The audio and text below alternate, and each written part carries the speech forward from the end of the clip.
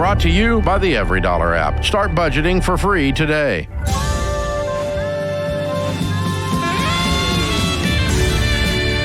Normal is broke and common sense is weird, so we're here to help you transform your life. From the Ramsey Network and the Fairwinds Credit Union Studio, this is The Ramsey Show. I'm Dave Ramsey, your host. Jade Warshaw, Ramsey personality, #1 best-selling author, is my co-host today. The phone number is 888-825-5225. The call is free, and some say the advice is worth exactly what you pay for it. Nick is with us in Philadelphia. Hey, Nick, what's up? Hey, Dave, I'm just, I have a couple questions concerning how to get out of debt. Okay. So I am a sanitation worker. I make roughly $75,000 a year. I just got married about 2 months ago. Congratulations. So thank you. Our combined is, she makes anywhere from 20 to 25, so close to around 95,000.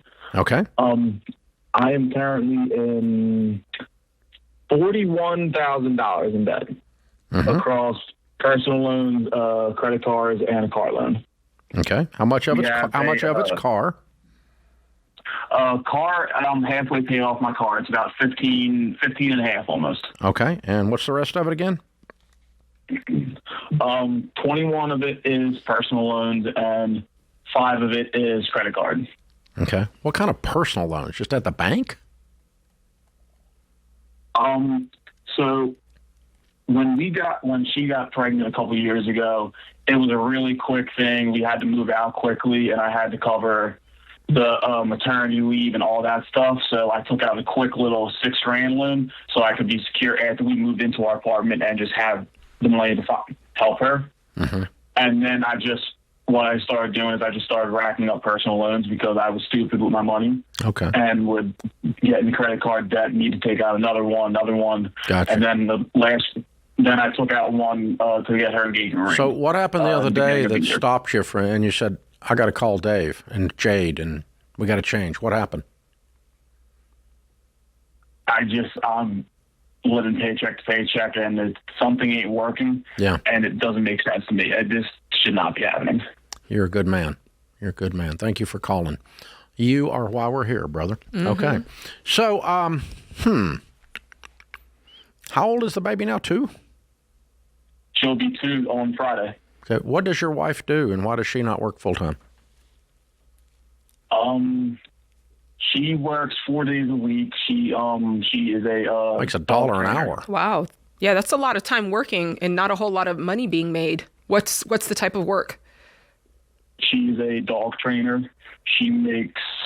It's based on commission. She can make anywhere between 20 to 25 a year. She's not working as much as you said. I almost wonder if she could dog train on her own and make more money and set her own clients and set her own pay.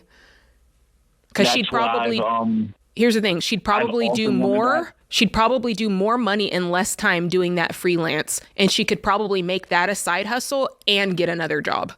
Ooh. Yeah, I mean, I'm also looking to get back into. I don't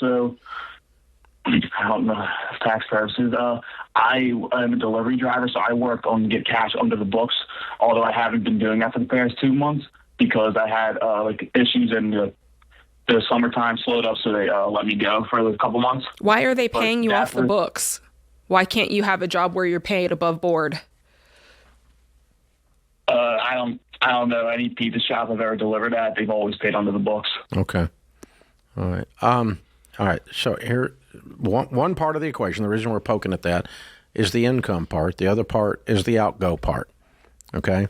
So we're gonna get up above this problem, because what happens is when you get down in the weeds, you get lost, and it becomes overwhelming and really, really scary and chaotic. And that's kind of the way you were feeling right before you called us. So what I want to do is I want to get in the drone and I want to get up above the weeds. I want to get up above this situation and say, okay, there's 2 parts, income and outgo. You and your wife sit down tonight and start talking seriously about what we can do to add to your good $75,000 job that is reasonable with a 2-year-old in the house.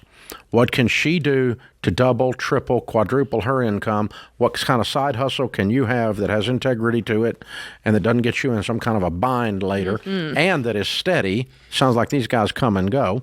And then on the outgo side, we're just going to sit down and say, all right, gang, we're two grown-ups with a baby. Game on. Because that's why you called. Game on. And we're going to say beans and rice and beans. No eating out unless you can't see the inside of a restaurant unless you work there. Do you have a budget, Nick? No, not really. Okay. Though there we go. Let's start with that. We need that. That's the foundation. We're going to start with an every dollar budget. Jade? Yeah, we'll give it to you. We'll make sure the phone screener picks up and gives you that. But here's the thing. You've got to do it tonight with your wife. You both sit down. You fill in the numbers. You make sure you're both in agreement on how we're going to spend our money. And that's it. That's how you do this going forward. And the biggest number to look for when you plug in all your numbers, Nick, because the goal is to go through and think of all the things you might spend money on. And at the top, it's either going to be in the red or it's going to be in the green. Whatever's in the green is your extra margin. That's what goes to your smallest debt. Okay. After you make minimum payments on everything, whatever's green, that number goes towards the smallest debt. We're going to do them smallest to largest. And that's how you guys are going to work this out. Yeah. List the debts. Yeah. I actually just wiped away a good, like $500-$600 of credit card debt. Okay. Good. Do you have any money saved? Wedding gifts. Do you have any money saved? We have the remaining of our wedding gifts, which is how much? Gifts, but I want to say around $5,000. Okay, good to know. So here's what I would do: get rid of all your credit cards tonight. Pay them all off and chop them up. That's your wedding gift. Ooh, I like that. You became credit card debt free. And if I gave you a wedding gift and you were a sharp young couple and you had a new baby and you told me that that's what you did with your wedding money, I would be very proud of you. That's what I would want to do with it. Hang on. I think you just blew his mind. Yeah. We're going to put you to action, man. That's right. What you've been doing sitting on the sidelines and letting all this crap happen to you, and now you're about to happen to it. That's what's going to, it's called proactive. And it's one of the 7 habits of highly effective people, according to Mr. Covey, Dr. Stephen Covey. And so check it out. You happen to things instead of things happening to you. Most people in America, Nick, are right where you are right now. Broke, chaotic, disorganized, because all these banks and car companies are more than willing to happen to you. Mm-hmm. Their job is to screw you, and they are better at their job of screwing you than you are at keeping that from happening. So not today. Today it changes. Nick's a dad, Nick's a husband, and we're going to get on it. We're going to get grown-up land. No eating out, no vacations, no buying nothing until we get this debt cleaned up. Because if you didn't have any payments and you had 2 good, solid jobs, y'all be making some serious money. Oh, yeah. And that's where you're headed. You're going to be in a position. Think about what it'd be like, Nick, if you had no payments. Holy. That's what's going to happen if you do what we teach you to do. And we're going to show you how. It's possible. Hang on. We'll pick up and get you signed up for every dollar. It's our gift to you. Oh, there's another wedding gift.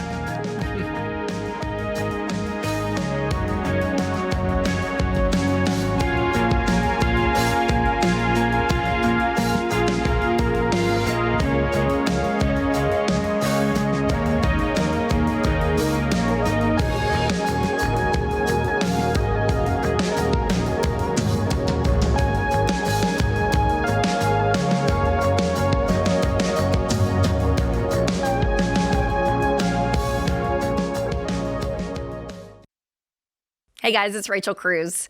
When it comes to life insurance, most people fall into one of 2 camps. The ones who make a plan to protect their family and the ones who hope everything will just work out. But hope isn't a financial plan. When you get married or have kids, your money decisions aren't just about you anymore. Your income helps keep the lights on, pay the mortgage, and put food on the table. And if something happens to you, will your family have protection or uncertainty? Well, at Ramsey, we recommend term life insurance that 10 to 12 times your income with a 15 to 20-year term for the years that your kids are at home and your mortgage is still being paid off. That's why Winston and I have our term life coverage through Xander Insurance. They're an independent broker who works for you, shopping all the top companies to find the most competitive prices on coverage you need.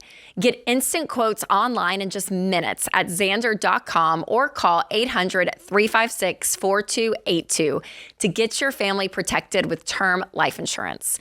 That's Xander.com or 800-356-4282.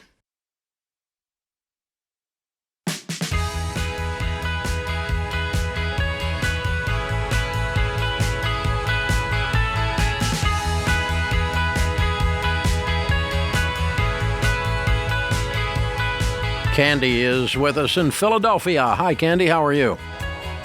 Hi, good. Thank you for taking my call. Sure. What's up? My husband and I are 53. We have no debt. We have a fully funded 6-month emergency fund. Our investments, we're contributing to 15%. Most is in a traditional, and some is in the 401k through his work, which is a traditional. Way to go. We have a house. Yeah, we have a house fund. It's almost $250,000. A year ago, we sold our home that we raised the kids in. We're basically empty nesters. We decided to rent for the past year just to see where our youngest ended up. But we're looking to move to Northern Virginia, which is a pricey area. At this point, I'm just concerned about being my age and I'm going to have to take somewhat of a mortgage, obviously 15-year. How do you feel about, I'm hoping it would only be about 200 or so. What's your household I just income? feel like we're a little 205. How much of the 250? Didn't you say you had 250,000 saved? Yeah. Yeah, but you're going to Northern Virginia, and you're thinking you're going to spend 450. Yeah, I know. Is that what you said? I know it's probably nearly. No, I mean 450 in Northern Virginia is not much. Yeah, it's not. So you would put half We're down? looking on the outskirts. Yeah, but I mean, Yeah, we're looking to put half down. Okay. Yeah. 250 down, take out a 200 mortgage. Is that the plan? That's what I wanted to ask you about. Yeah, and your household income's what? I was hoping 205. Okay. And you're how old? We are 53. Okay. So I'm worried about being behind in retirement investments. That's my concern right now. How much is in the 401ks? The traditional has $585,000, and the 401k has about 24. But they're both traditional. So should I open a Roth with the extra that I put in? If your company offers a Roth 401k, I would switch my contributions to that. Did you say 5'3" or 6'3" years old?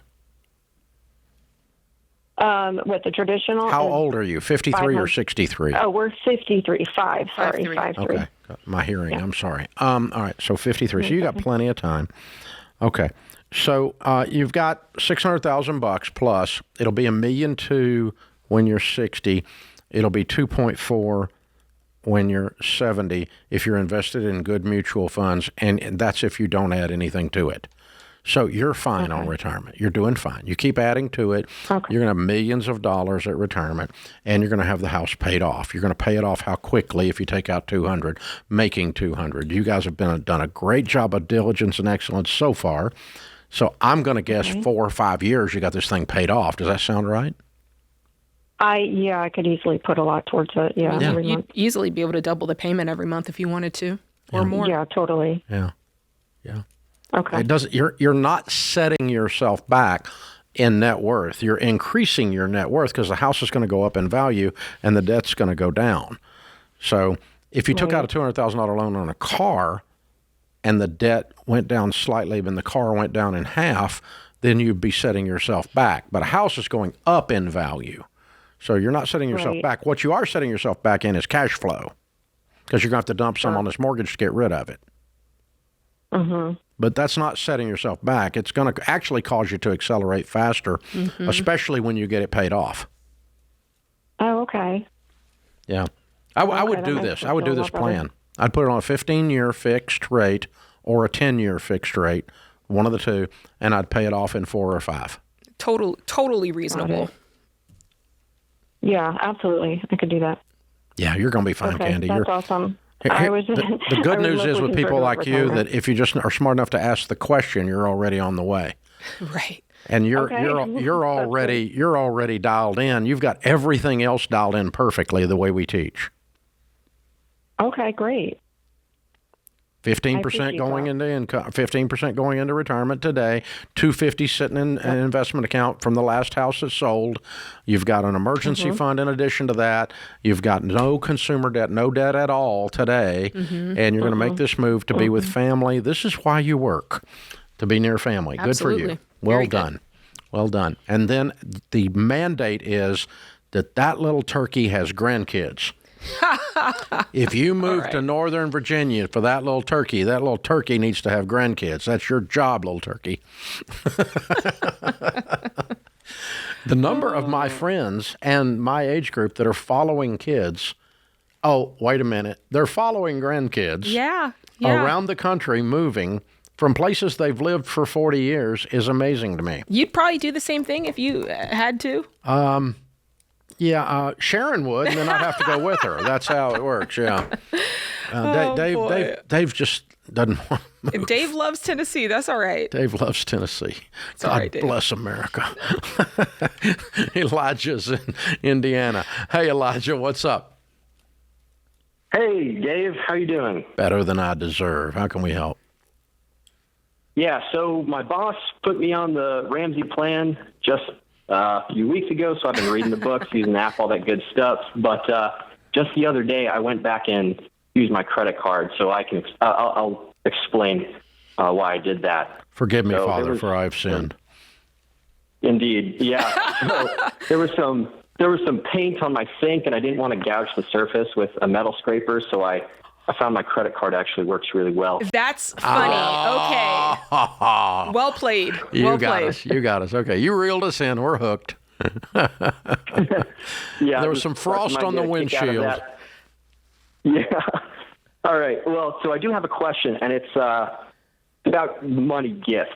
So in a situation where a friend or a family member gifts you money for like a specific purpose, should you just use the money for that specific purpose, or is it kind of disrespectful or dishonorable to instead just throw that money at debt and try and get out of baby step 2? I don't think it's dishonorable or disrespectful.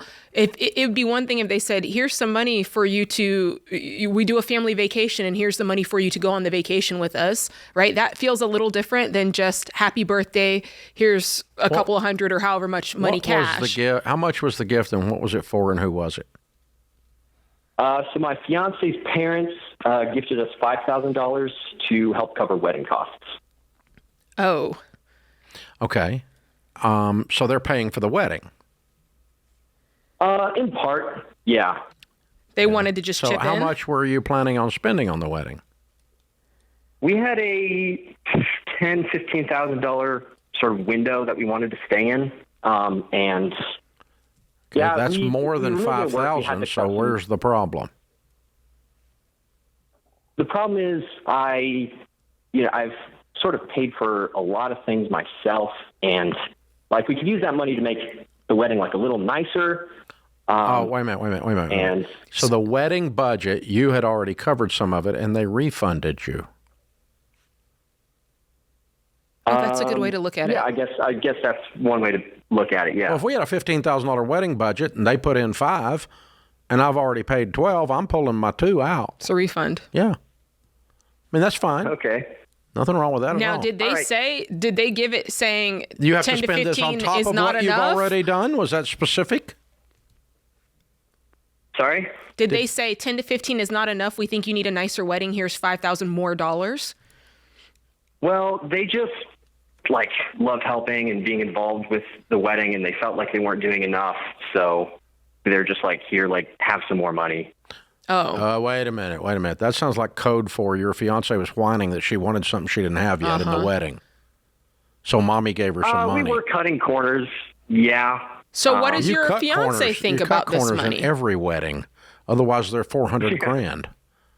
Yeah. When you Right. said to your fiance, "Hey, I'd like to use this money to pay off some debt," what was her response to that? I haven't asked her yet. But she Oh was, no. Okay. Let's pretend this call I suppose I never should've done happened. that first. All right, let's stop. Let's go through a couple of possible scenarios, and then you go work it out in the real world, okay? Scenario number one is that you guys are in agreement. We're going to spend $15,000, and you've already prepaid some of it, and you're going to refund yourself for the $5,000. That's perfectly fine. I don't think that's what happened. Scenario number two is your fiance was whining to her mother because she wanted a better XYZ for the wedding, so her mother said, "Oh, I'll give you some money to do that." Well, now you got to deal with your fiance, not your mother-in-law. You better get some clarity on communication here, brother.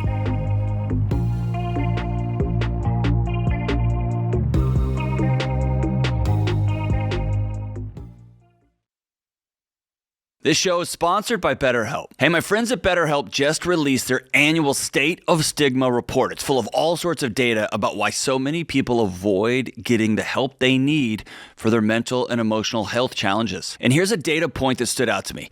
More than 3 out of 4 Americans reported anxiety or depression symptoms just within the last few weeks. If that's you and you're carrying stress, anxiety, or depression, or symptoms of anxiety or depression, just talking to someone can help you more than you realize. I want you to contact my friends at BetterHelp. BetterHelp is an online therapy platform that matches you with one of their 30,000 plus licensed therapists based on your goals and preferences.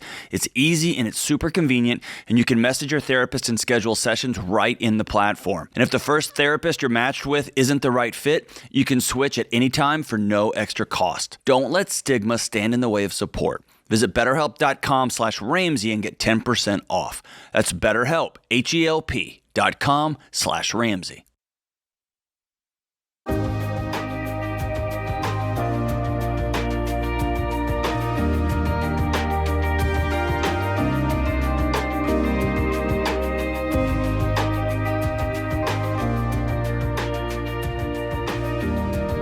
Brianne? I don't know how you say this.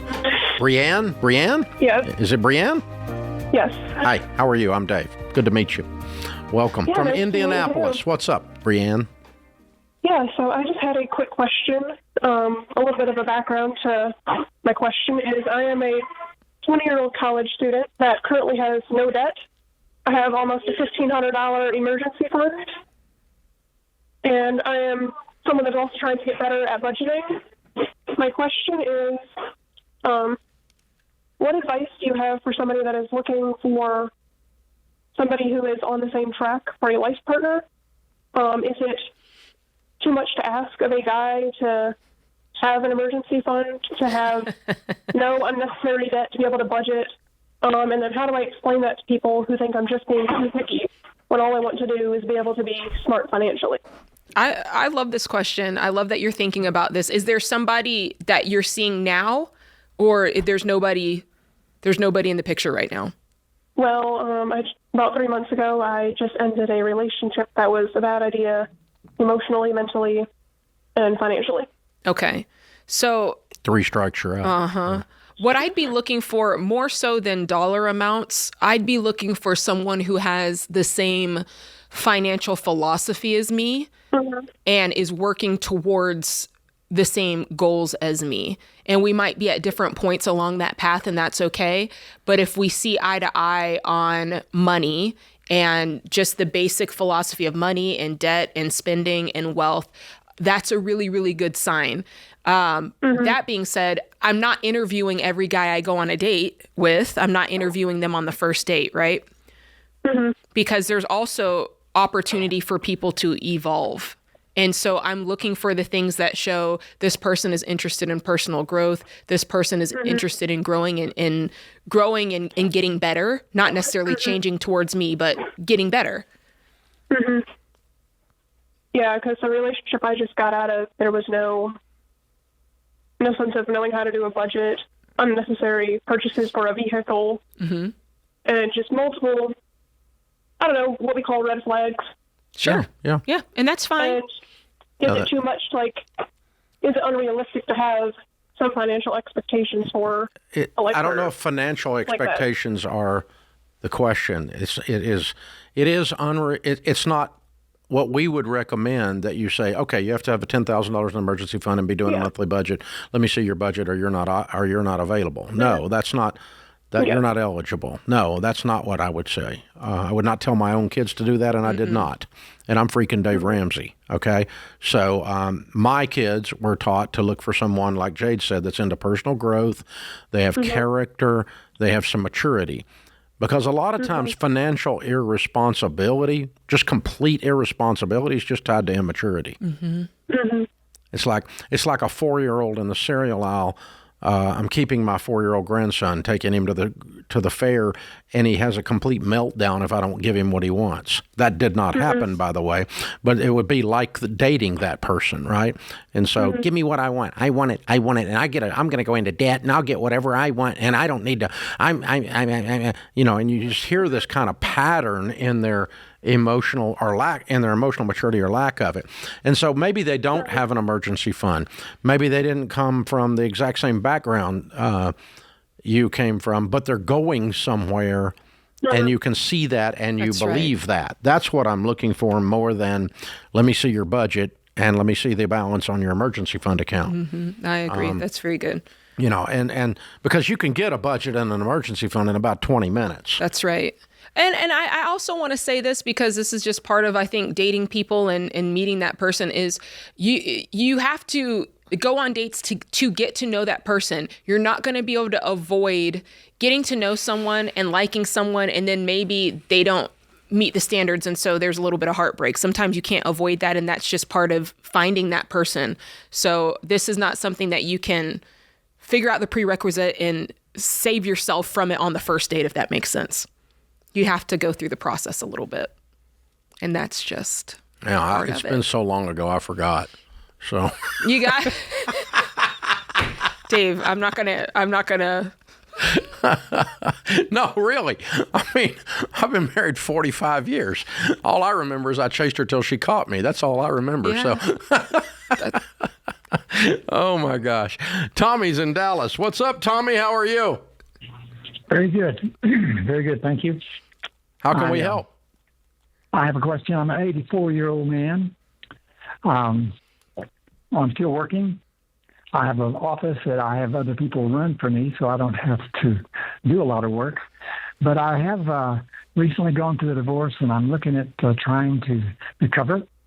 And I have a good income, and I have some debt. And my question is, which comes first? Should I pay off the debt and then stack some money away for retirement, or how much debt do you have? I have $20,000, $20,760 in debt. And what is your income? 278. Okay. 944. Well, it seems like that you could pay off that $20,000 fairly quickly, couldn't you? I could. You probably have the money in the account right now to pay it off. I do. Okay. So if it's me and I paid it off, it would give me peace. I'm solving for peace. Yes. I mean, I don't think we're working with a 30-year time horizon here that you're going to go build wealth. You're 85. No. I'm 65. I don't think I'm working with a 30-year time horizon. All right. So, I'm making decisions today on what give me peace or what influences and helps my family tree that I want to change. So long-term with the kids, grandkids, that kind of stuff. So how long were you married? 20 years. Wow. Oh, man. So you got married at 65 to that lady, and at 85 y'all get divorced. That's wild, man. It is. What's in your nest egg? Not much. I have about $100,000. That's it? Mm-hmm. How much do you have in savings? 50. Okay. All right. Well, what was the $20,000 in debt? That was a credit card for $3,600, a car for $13,000, and a personal loan for $4,100. Wow. So when you are not going into this office at all, will you continue to rent it? Is it something that you still own that you'll continue to make income off of after you retire? I continue to make income as long as I'm in the picture. As when I step away, walk away, income ends. Okay.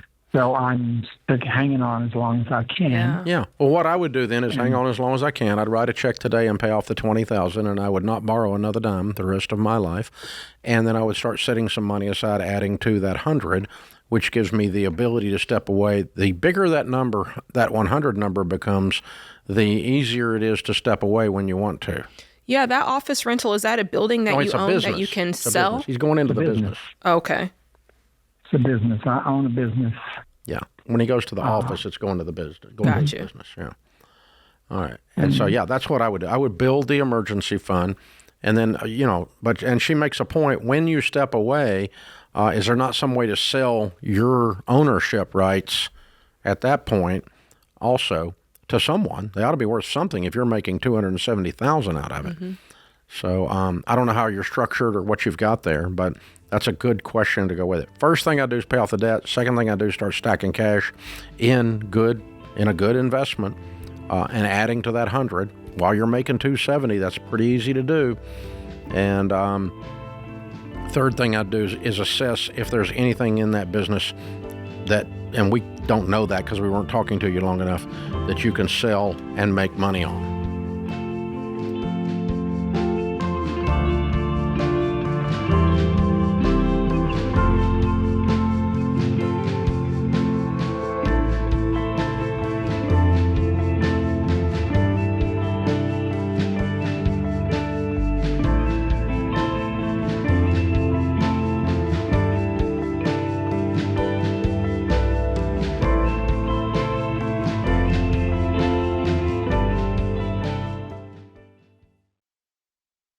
As a dad of young kids, I'm starting to think a lot more about the world they're growing up in and how I'll help them make sense of it as they get older. And that's why I like World Watch, a video news service for preteens and teens. Because one thing I know for sure, if you don't teach your kids how to understand the world, somebody else will. And these days, that could be TikTok, YouTube, Instagram influencers, or whoever happens to show up in their social media feed.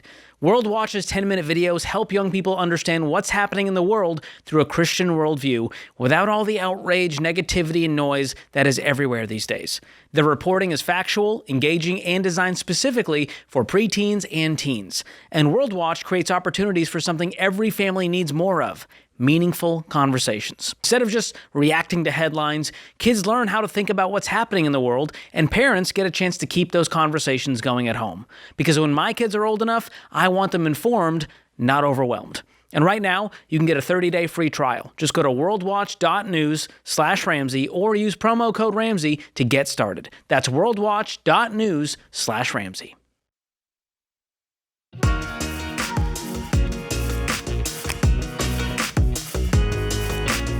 If you're sick and tired of being sick and tired and you're ready to get off the rat wheel, don't be a rat in a wheel, that's normal.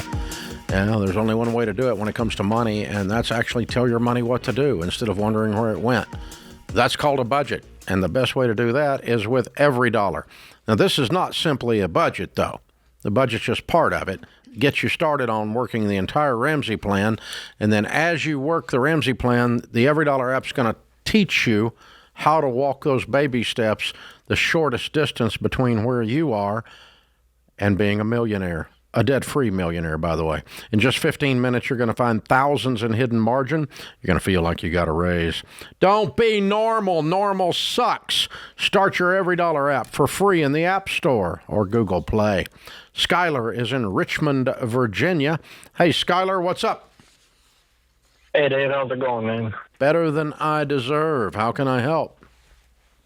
Yes, sir. I am 19 years old. I have an 8-month-old daughter and a fiance. I'm making about $10,000 to $11,000 a month consistently for the last 8 months. Doing what? My question for you today is pressure washing and exterior window cleaning.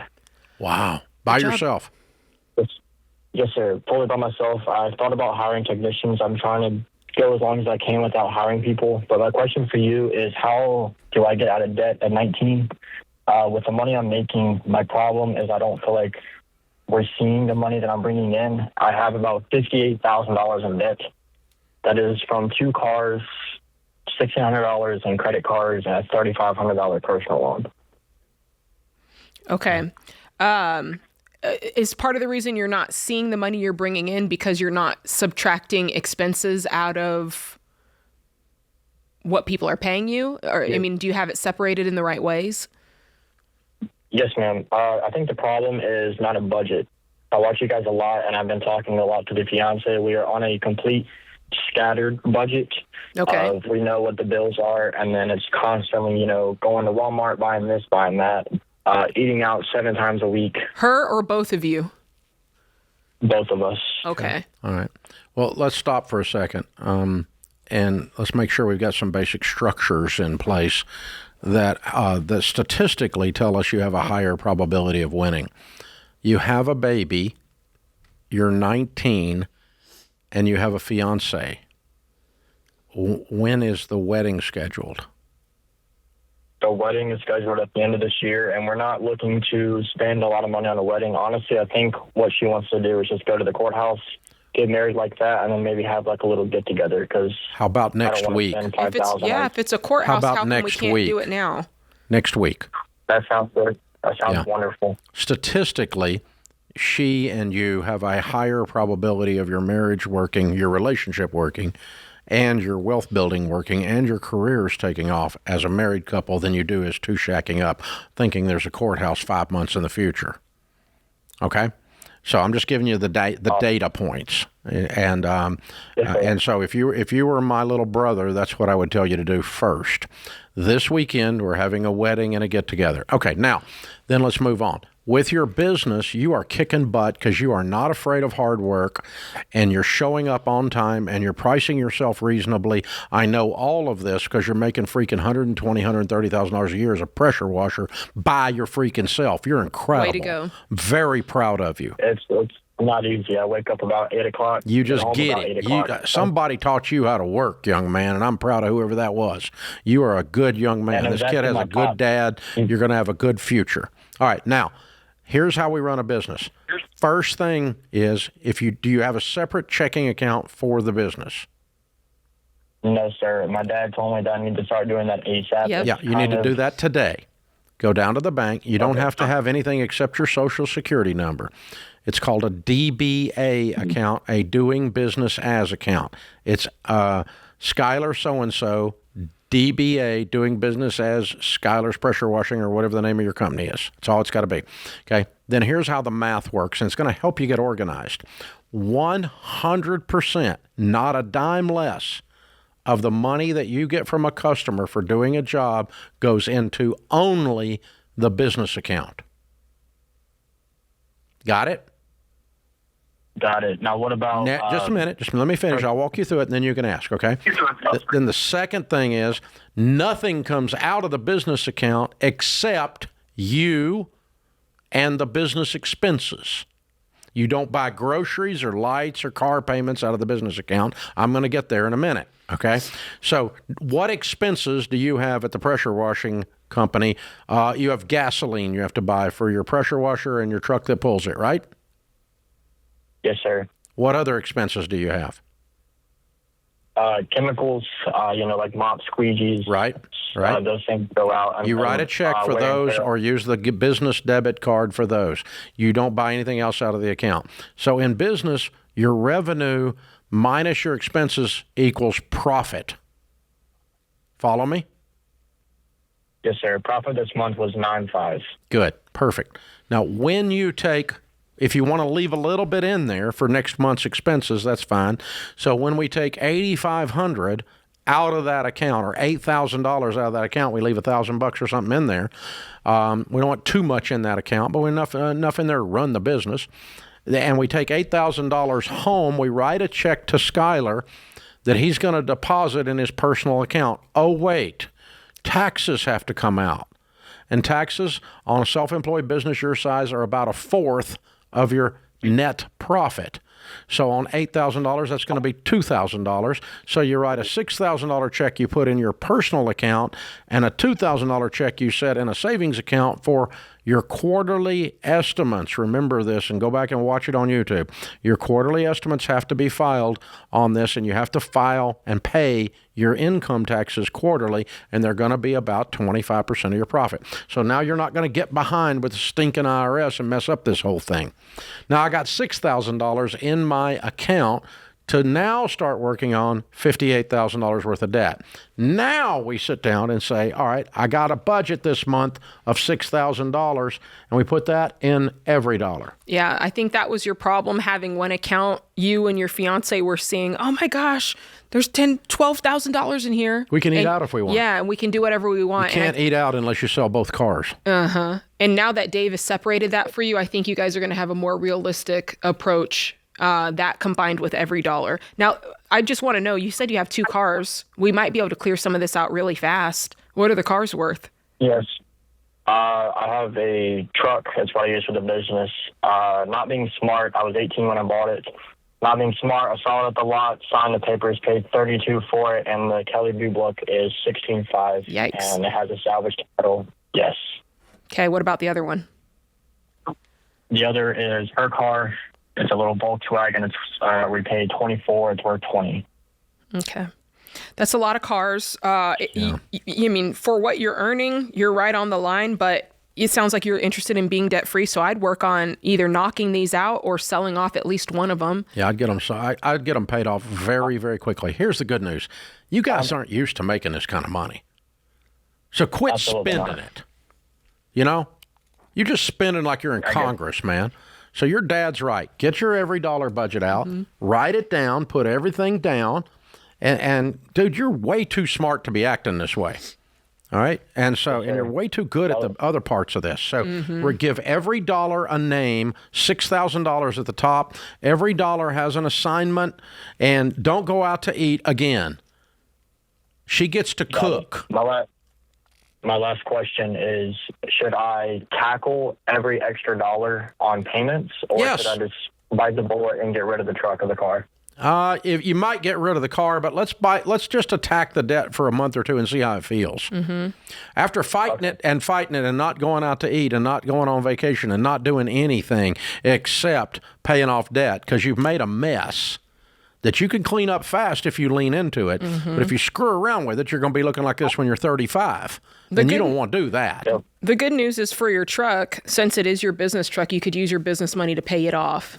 No, I would just pay it off out of. It's a personal. He signed for it personally. He's just started his business. It's not a. I'll just knock it out. Let's just knock it out. It's not a.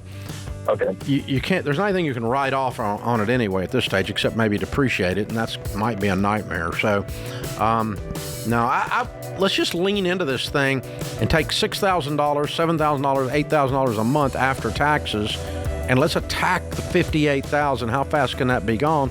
Crap, man, 6 or 8 months, you're done. But you live on nothing, dude.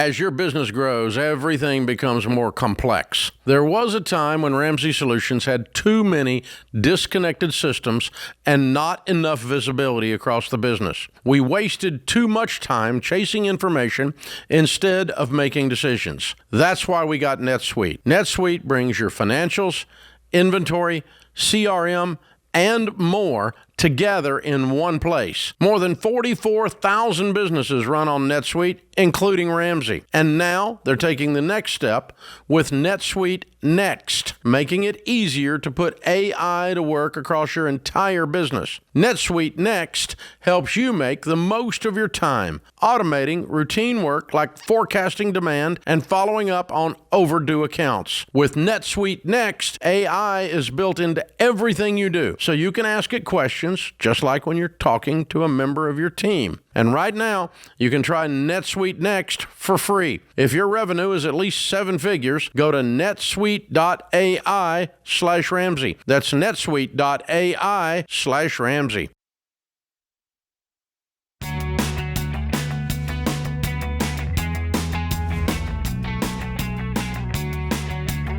Welcome back to the Ramsey Show in the Fairwinds Credit Union studio. Jade Warshaw, Ramsey personality, best-selling author, #1 best-selling author, is my co-host today. Alice is with us in Raleigh, North Carolina. Hi. Alice, how are you? I'm good. How are you? Better than I deserve. What's up? First of all, I can't believe that I'm talking to you guys right now, and I am so anxious. So if I sound completely dumb, please forgive me. You'll be fine. We've never lost a patient. Okay. So my question is, how do you get over the fear of not being financially ready to start a family?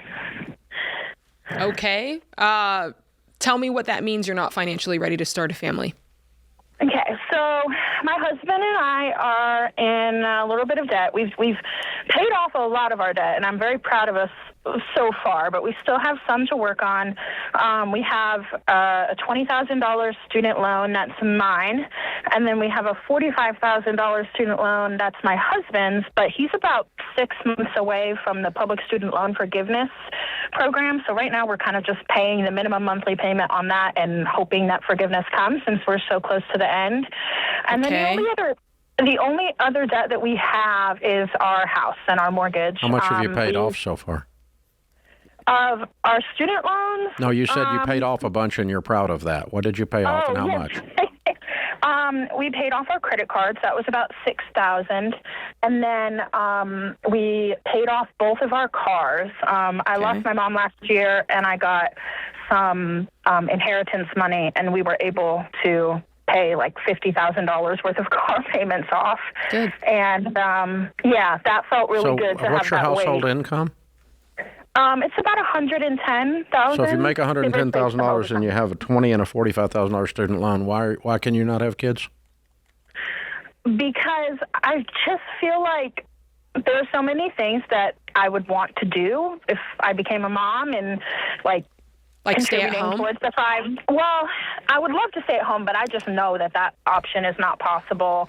I think that's that's the first step in this is clarifying what that means to you and having a really clear picture of, if I want to have kids, this is the way I want it to look.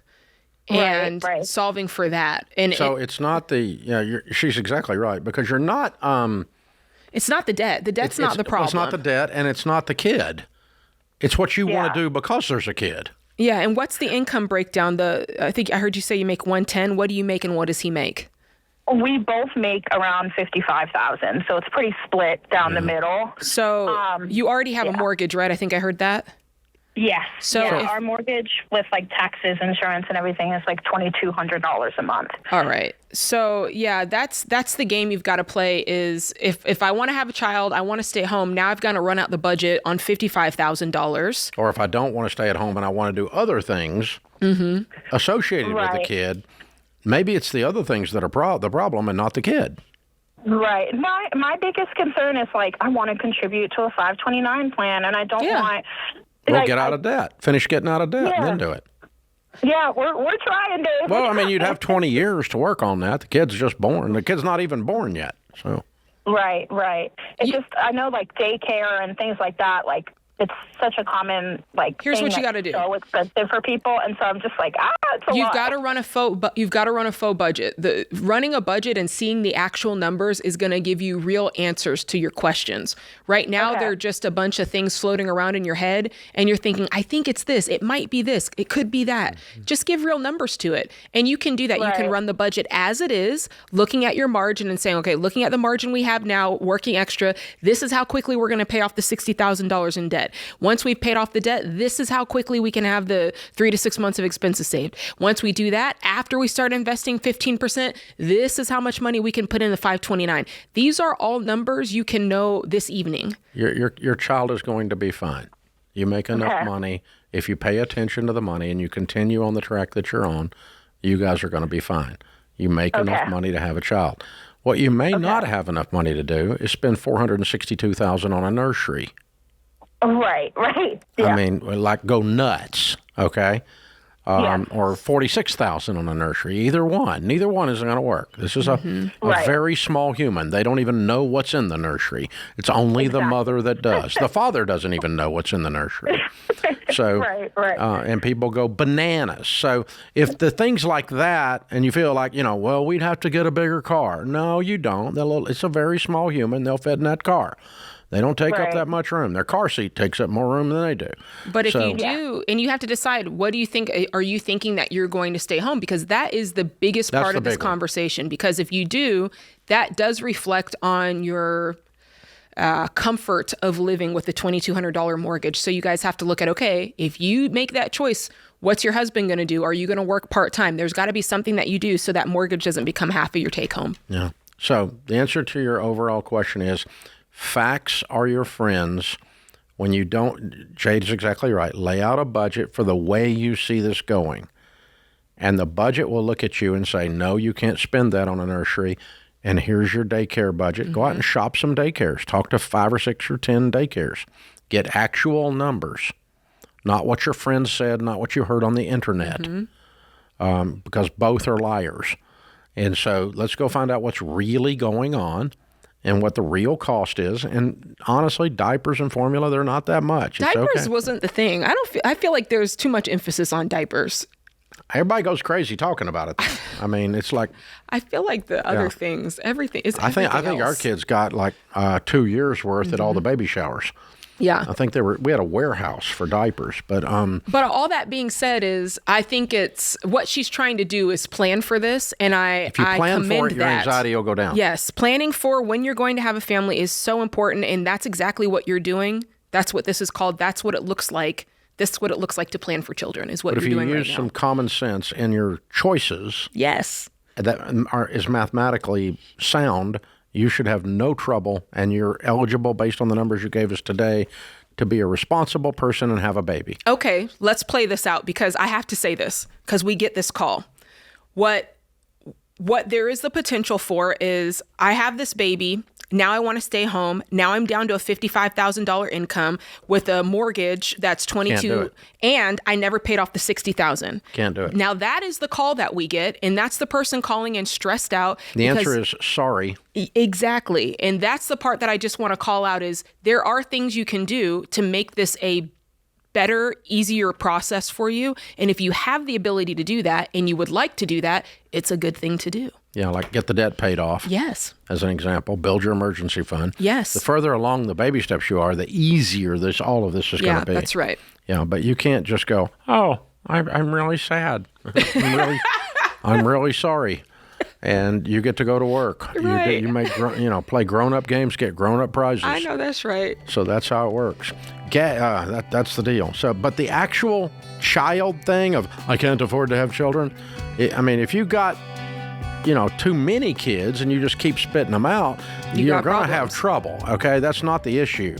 But you need to think about, what is a reasonable process here with the income that you have, and a typical family size, and you will be fine.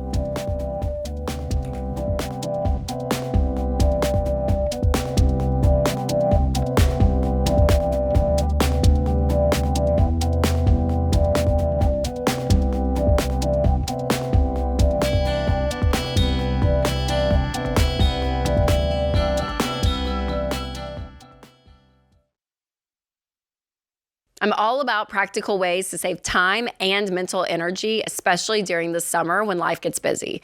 Between vacations, camps, deliveries, travel plans, online shopping, and trying to keep everyone organized, my mental load can get pretty full.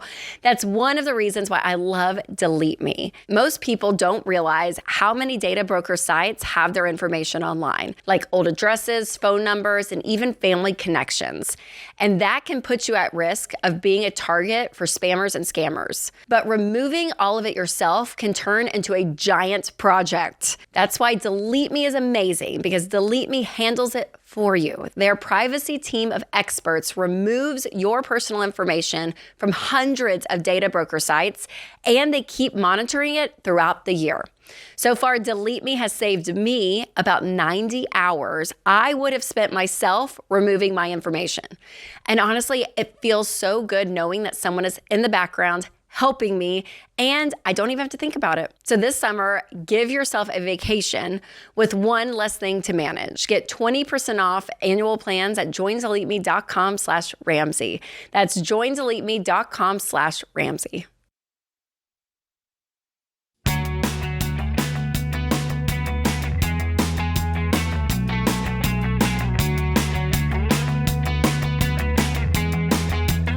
Alex is in Rochester, New York. Hi, Alex. How are you? I'm doing well. Thanks for having me on. Long-time listener. Appreciate you finding time to get me on today. Our honor, sir. How can we help? So I have a question for you. I think my wife and I are in a phenomenal position based on how old we are and everything that we've been able to accomplish so far. But I have one point of contention with her. I think you'll agree with me, but I want to make sure I'm not violating another rule while I try to accomplish this. So my wife and I are disagreeing about paying off the one vehicle that we have a note on right now. So we paid off her vehicle. We have my car. It's about a $60,000 balance on it. I'd like to pay it off with what we have in savings, but I want to make sure I'm not violating any other rules based on our income, so on and so forth. What's your household income? It's $150K a year. Okay. And did you say you had your mortgage paid off? Did I hear that? Yeah, we were able to pay off our mortgage when we sold the business, and also did well on selling our first home. So it's just this one car. Did you buy the car after that? No, I bought the car before. Why did you not pay off the car too while you were at it? Well, that I wanted to. That's what I'm saying. So she wants to keep a car payment? What's the difference between the car and all the other debt? She wants to keep the cash. She wants to have more in our savings, and I think we have way more than we need in savings. How much is in savings? $150,000. Okay. So it makes her feel uncomfortable to take 60 of the $150K to pay off this vehicle and be completely debt free.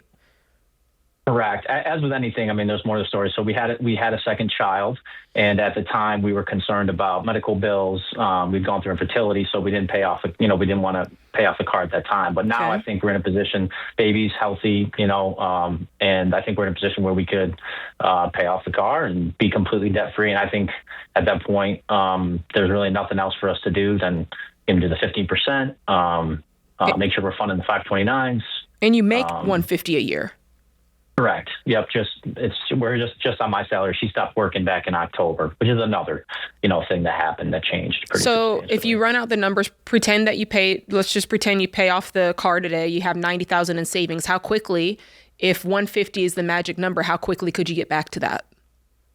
Yeah, well, again, I don't want to get back to that. That's like part of the contention as well, because I'd like to shift anything additional to, obviously. I agree with you. I agree with you.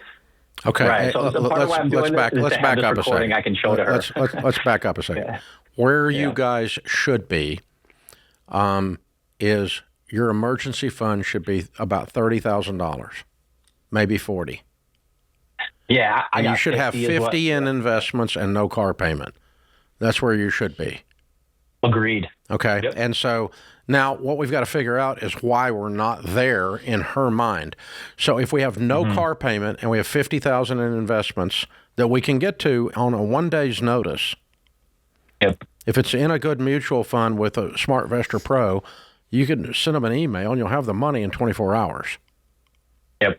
Okay, maybe 48, but somewhere in there, okay? So it's not like it's not liquid and accessible, and it's going to be making a good deal more than that stupid savings account. And I've got 30,000 or 40,000 sitting there, in 40,000 in this case, for an emergency fund, and we've got no debt. Now, what's the problem? Yeah. That's what I want to ask her. And I would because it sounds like it's mythology in her head. I would play this out with her because there's something that's causing her to freak out. And you should probably ask her the question, what is the worst in your mind that you see taking place, and what would it cost? And how could we, and why could we not handle that with this arrangement? The roof blows off the house randomly, right? What truly in her mind is the worst thing? And that's how you run this back and help her see. I mean, even medical bills with a child with, issues when they're born. You've got freaking insurance. Your maximum out of pocket's probably $20,000, and you're sitting on 150 worried about it. Yeah. Yeah, no, I totally agree. What we got to deal with is facts are your friends, and we need to say, okay, with these facts, explain to me what the fear is. Yeah. Jade's right, and then let's get into it, rather than just fighting about, no, I don't want to pay off the car. Right. Okay, bullcrap. Now, why? If we have 50,000 in investments and 40,000 and no debt in the world, and we make 150, and Jade's right. What is the scenario that you're worried about, that you've dreamed up, this catastrophized in your head? And let's talk that through. And then you go, oh, okay. And so an example of that is my wife and I were considering a large generosity gift. Okay, for us, what's a large gift? And she's like, I'm kind of nervous about this. And I went, okay, well, let's just pretend that we took that much money and we put it in the middle of the floor and we burned it. Are we okay? Oh, yeah. Yeah, we got this and this and this and this and this. We're okay. So what is it you're nervous about? I guess I'm playing tapes from the old days. Mm-hmm. Oh, okay. That's fair, because our tapes in the old days, the best of in the Ramsey house sucks. It was bad. You don't want to play those tapes, right?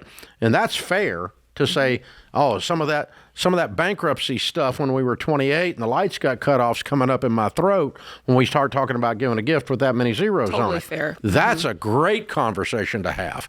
But all that is admitting that where we are is different than where we were. And just as Deloney says, just because your body is reacting doesn't mean that those are facts. No, and it's a good time to remind yourself of the facts. Yep. Facts are your friends. And the facts are that your family is in great shape. Your family has done a wonderful job. Such a good job that you covered all the infertility issues.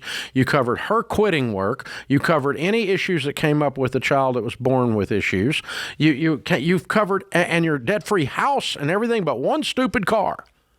I mean, you guys have done great. Y'all are amazing. You're in the top 1% of Americans. So, yeah, so that's a fact. Now, what are the fears, and what is the thing we're believing that's the boogeyman? Mm-hmm. Well, let's turn on the lights and see if there's really a boogeyman. Come look under the bed. Yeah. There ain't no boogeyman under the bed. Okay, let's look in the closet. No boogeyman in the closet. Can you tell I've been keeping grandkids? Yeah. And so, it's like, but this is, what are we afraid of? Yeah. Facts are, and it's not to speak down to her in a condescending way. That's not what I'm doing. No, it's to get to understand to the root of it. You need to, as a grown-up woman who's staying at home with your children, as a result of our financial decisions, you need to have a grown-up adult reason for this, not just I don't want to. Bull crap. Let's have an adult discussion here. Because here's the thing: that $50,000 in investments would be $100,000 if you'd have put it in an investment back then. Because it would have doubled when y'all did this since then. So you've lost $50,000 for screwing around with a stupid savings account. That's expensive. Yeah, that ain't okay. And so we're going to have this discussion. That's called opportunity cost, folks, when you miss out on an opportunity. Yeah. Yeah. Yeah, that's scarier than letting go of the $60,000, missing out on all that money. Yeah, and but I'll tell you what happens, and it happens at my house too. Y'all probably don't do this, but sometimes you get to arguing about something like that, and you finally go, it ain't worth it. Oh yeah. I'll just leave the stupid 150 over there. It's not the right thing to do. It's wrong, but it ain't worth it. I did that with life insurance a few years ago. Uh-huh. SWI. Yeah. Sharon wants it. There's no reason I should have had life insurance. I had millions and millions and millions of dollars. And if I die, she had millions and millions and millions of dollars. She was fine. But she said, I want $1 million on you. I'm like, why? Just makes so you got another million? I mean, why am I buying this stupid life insurance? And it wasn't that expensive. It was like, I don't know, $1,000 or something. I'm like, whatever, it ain't worth it. I'll just buy it. SWI. And then one day, finally, she went, I don't think I need that. And I went, oh, you didn't. You did it 4 years ago. But there we go. Okay.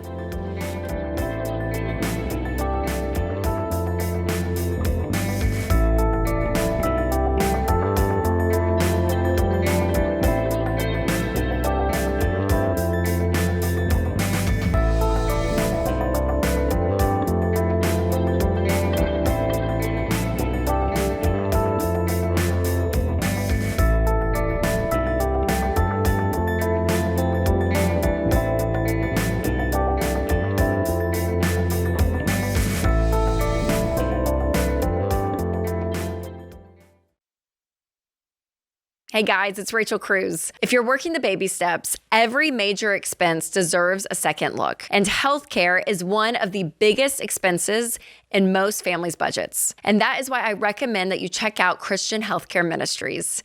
CHM isn't insurance. It's a health cost-sharing ministry.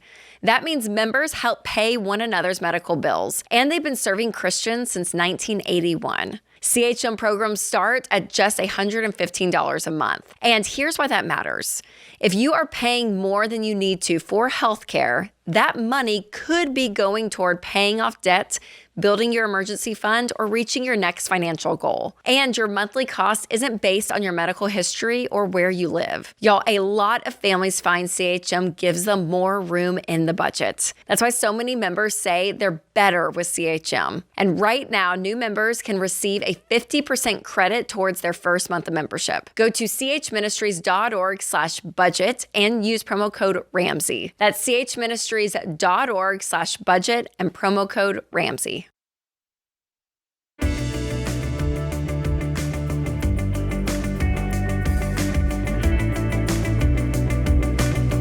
Today's question of the day is brought to you by Why Refi. When private student loan payments started getting away from you, well, it can feel like you're paying for decisions you made years ago, because you are. Why Refi helps borrowers explore low fixed-rate refinancing options and payments designed around your current situation. Visit whyrefi.com/Ramsey. Might not be in all states. All right. Today's question comes from Cooper in Maine. He says, our household income is $225,000, and our only debts are $9,000 in student loans and our $300,000 mortgage. We pay $150 a month on the student loan, and her employer matches our payment. Should we include this loan in our snowball and make larger monthly payments when we get to that point? Or should we keep taking advantage of the employer benefit and let this thing ride for another 2 years? Well, it's first 3 off, years. Yeah, 2+ years. Mm-hmm. Yeah. Well, first of all, you said your only debt is the $9,000 in student loans and the mortgage. So you're not debt snowballing the mortgage with the student loans. You're just paying off the student loans. And yes, I would 100% go ahead and knock this out. You make freaking $225,000 a year. This should be done in 1 month. It should be gone out of your life forever, not squeezing out 2 or 3+ years of to $150. I mean, gosh, what is that? Wah. Yeah, are you clipping coupons too? I mean, my God. Yeah. It's just not necessary. No. Yes. It's amazing how like in the name of math, we do some of the dumbest, smallest, little dinky butt things and act like we're financially sophisticated. Well, yeah, because it's your body is paying the tax. I'm getting a free airline mile, which you will never use. You fool! 78% of them are not redeemed. Mm-hmm. That's the actual number. 8 out of 10 never get used. Yeah. And yet you went into credit card debt in the name of airline miles. And see, this is the kind of stuff people deal with. Or the guy who's like, I get 1% back on my Discover. That means for every $100,000 you overspend, they give you $1,000 back. On what planet does that make you a millionaire? Yeah, that's interesting. 100 out for 1 back. Hello, are you in Congress? What in the world? Who thinks that works? That's a very good point. All of a sudden, you're interested in $150, but and you make when it was $225,000. When it was time to take the debt, you didn't care about the money. Exactly. Oh my! Yeah, pay it off yesterday. You probably have the money in savings right now. Absolutely. Quit screwing around with. Don't major in minors. Madeline is in Los Angeles. Hi, Madeline. How are you? Hi. I'm good. Thanks, guys, for taking my question. Sure. I guess this question is coming more out of fear than anything, because for the last 10 years I've been in real estate. But prior to that, I used to work in dental practices.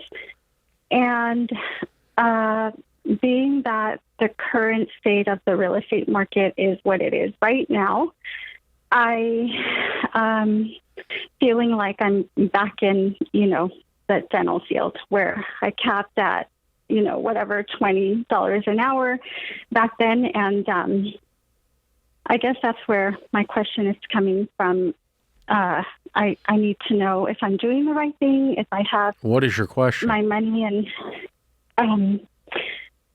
I have way too many accounts, and I feel all over the place. I feel How many like accounts I'm do you not have? doing the right thing. I have 2 CDs, 1 IRA, 2 business accounts, another just savings account sitting there doing nothing, and and cash that I don't know if I should put the cash into more of those accounts. How much money in cash do you have, hon? I think it's like 80. 80? What's your what are you trying to accomplish by having all these separate accounts? Is that your way of diversifying? What are you telling yourself by having all those? Yeah, and I really didn't know that I could have a SEP IRA, and then I just thought, okay, well, I'll just put them in CDs, and let's I did well simplify. in my last 10 years. Yeah, in real estate, and I have 2 rentals, and basically that's where my income is coming from right now. And that's why I feel like I'm back in the dental office, because now I have to pay a mortgage.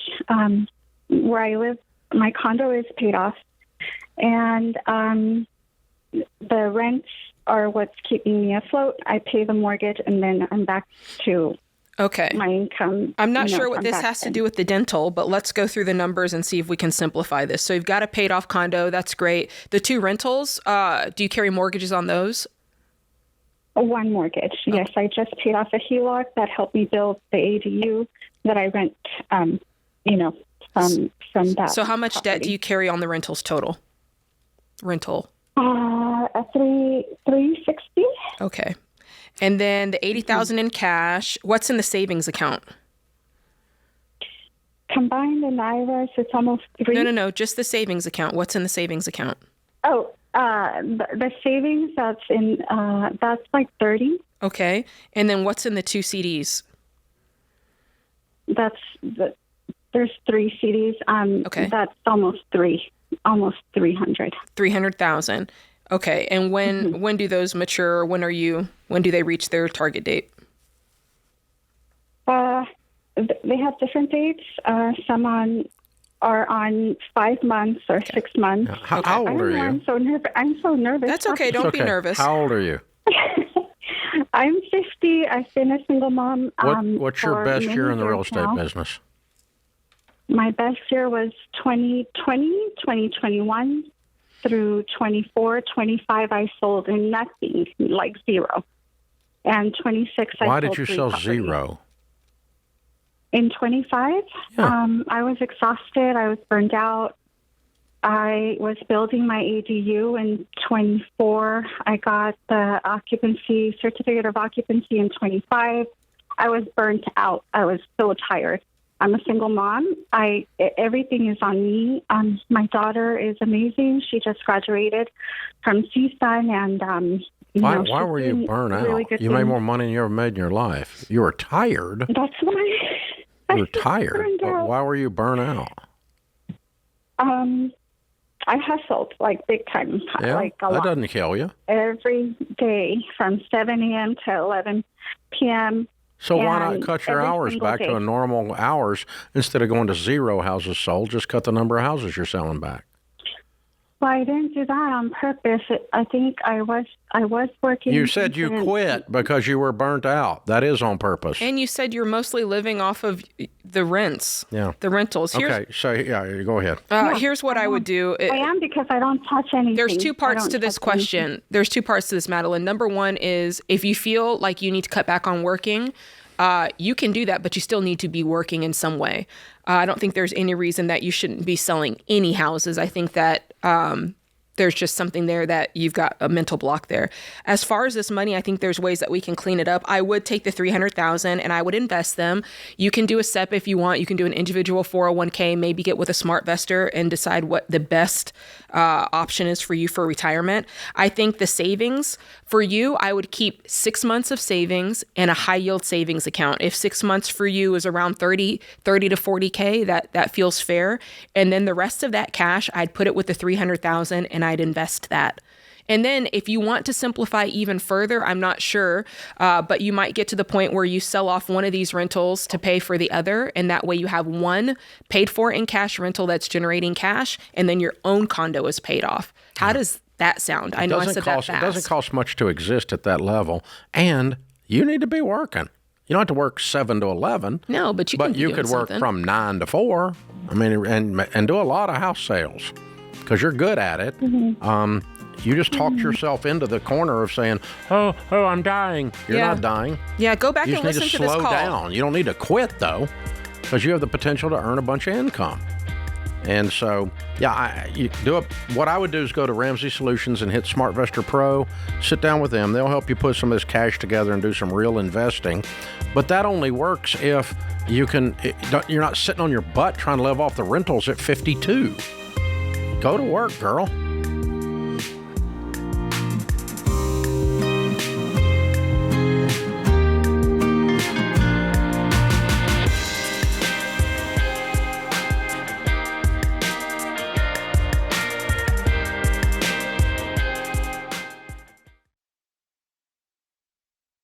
When you're trying to hire, you don't have time to dig through stacks of resumes, hoping someone halfway decent floats to the top. That's the world's least fun game of Where's Waldo. What you do need are qualified candidates who won't waste your time because you can be sure they actually want your job, which is why I love the way ZipRecruiter is helping small business owners right now. ZipRecruiter has a new feature that finds the kind of people who will go the extra mile for you. Candidates can now tell you why they're interested, nay, passionate about your role. And ZipRecruiter Smart Matching technology automatically puts the most qualified, most interested candidates at the top of your list. So instead of sorting through a pile of just okay, you're seeing the right people faster. In fact, 4 out of 5 employers who post on ZipRecruiter get a quality candidate within the first day. That's not a coincidence. It's because ZipRecruiter goes the extra mile for you, just like the candidates you want to hire. Try ZipRecruiter for free today at ZipRecruiter.com/Ramsey. That's ZipRecruiter.com/Ramsey. Meet your match on ZipRecruiter.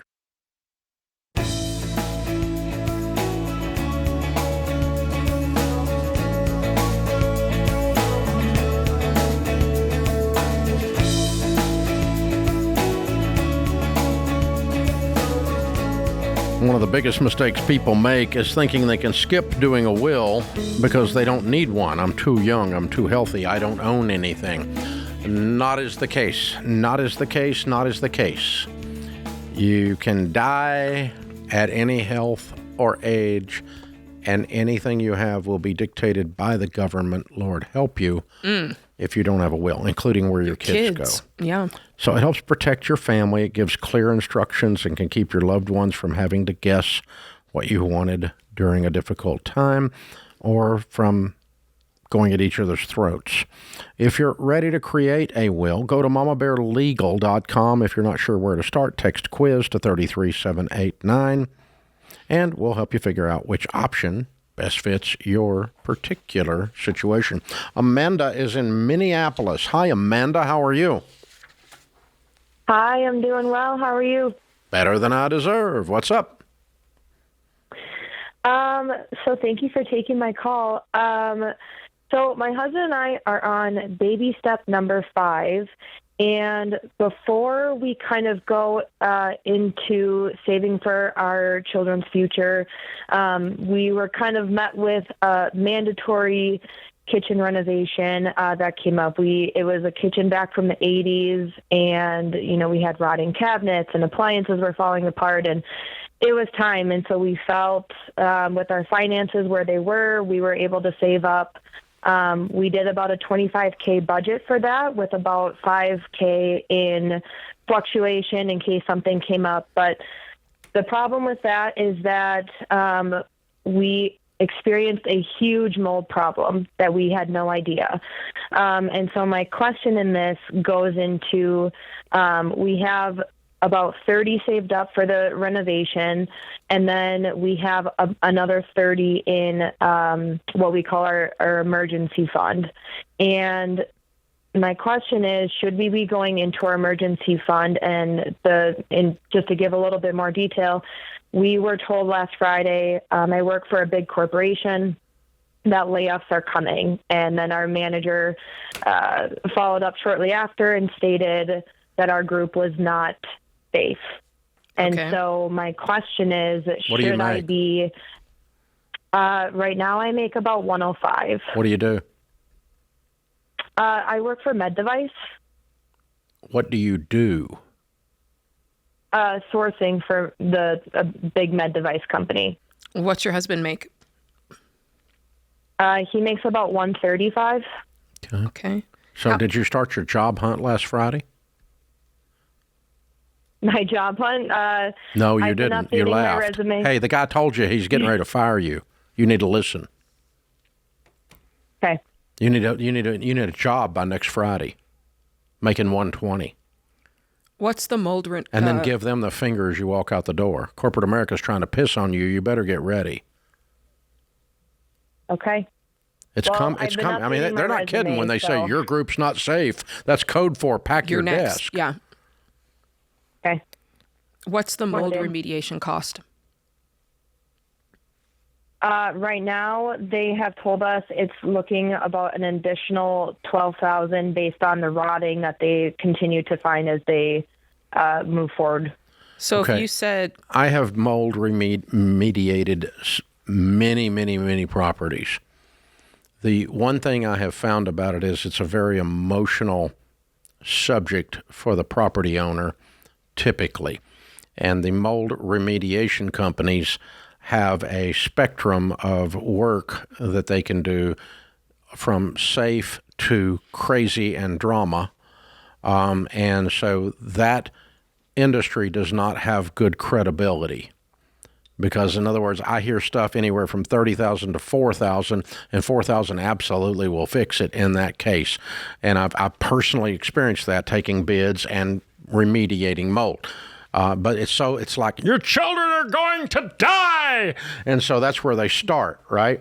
And it's a problem. And so, and we've got rental properties, and the renter calls us up and go, my children are going. No, they're not. We're going to remediate it, and remediate simply means get rid of mold. That's all it means. So I want you to get 3 more bids on this mold issue. Because anytime someone says that that mold has taken over the house, I always want to make sure that really happened. And is there something else we can do? And, what's the process we do? Basically, we need to be rid of the mold, and we need to seal so that it doesn't come back, and get rid of whatever water problem it was that caused the mold in the first place. Have you identified that part of it? Yes, it was a renovation that we did about 5 years ago that caused it, where a storm came in and it just caused a major leak. And so we know where it came from. It's already been Fixed. dealt with as good. we obviously finished So we the just got to tear renovation, out so- whatever rot there is and seal it and do the proper remediation. And that might not be 12,000. It might be. 12,000 doesn't sound completely unreasonable. Mm-mm. So, but I'm guessing you've already you got no kitchen right now, yeah, right? there's nothing there. We have no kitchen. Yeah, no kitchen and no job. This is great. What a great week. And so, yeah, you got to put it back. You don't have a choice. Yes. Okay. And So we've I already want you to put get 3 more down bids on the 90% mold. of the money. Yeah, the mold and the mold associated rot repair. Get some more bids. It's different than the kitchen guy. You may or may not use the kitchen guy after that. And then if it is 12, you've got 30. 12, you got 30 in your remodel budget, right? Correct. And you've already given them some of that, right? Yes, we've put down about 90% of our money already. On they work had that to isn't pay done? Majority Oh, of it boy. up front. On work that's not done? Well, it was to get everything kind of delivered, and It don't take 90% to get it delivered. Oh, that's scary. It is scary. I hope they meet your standards. Yeah. So They they had have us put- one so they have company had us put about 27,000 of your 80%. 30. Correct. Oh boy. Okay. Can't breathe. Okay. And right now you've just got a hole in the wall. No cabinets, no nothing. Nothing. Okay. Gulp. All right. So well, be careful how you talk to this contractor because he owns your butt. So in terms of getting the other bids on the mold and stuff, but I would get some other bids just to say, I need to make sure we're safe and make sure our numbers are right because I think I'm losing my job. Just tell the contractor that and then get some other bids. And then you have how much in your emergency fund again? 30. 30. So it's 30 and 30. The two numbers are both 30. Okay. And you need 12 of that in addition, the way it's bid out today, to be able to finish the mold remediation and put the kitchen in. Correct. And just a question. Which leaves you $18,000, and your husband makes how much? 135. Can you live on your husband's income when you get laid off if you hadn't gotten your new job yet? Yeah. I hope so. Okay, good. All right. Have you plugged that into a budget just to see what it looks like temporarily? Yes. Okay, and good. It's scary. We have 2 kids in daycare, which is obviously not cheap. Mm-hmm. Our mortgage is about $2,500 a month. It won't be there if you're not working. Mm-hmm. Yeah. I mean, if you're sitting at home and we're living on his income, Yeah, the take kids him are out at for home. a couple months. Yeah. So, all right. So here's thing one is get more bids and finish the kitchen, $12,000 or less. Okay, leaving you $18,000 and his $135 to live on when you get laid off. Thing two is go get a job right now, as fast as you possibly can, making $120, and then quit. And go, well, my group left. That's what my group did because we saw it coming. I mean, yeah, your group is not safe. That's some scary butt words right there. Scary. Yeah. All right. So there's something about that process that makes people think it's not going to happen to me. Maybe it'll be everybody else but me. Yeah. No, I'd be trying to get a job now while you have a job. Get out of there and as your mentality fast as is you good. can, and make more money somewhere else as fast as you can. Well, I'm not going to get severance. My severance is see you wouldn't want to be you. Mm-hmm. I'm done. Getting out of this place. Whew.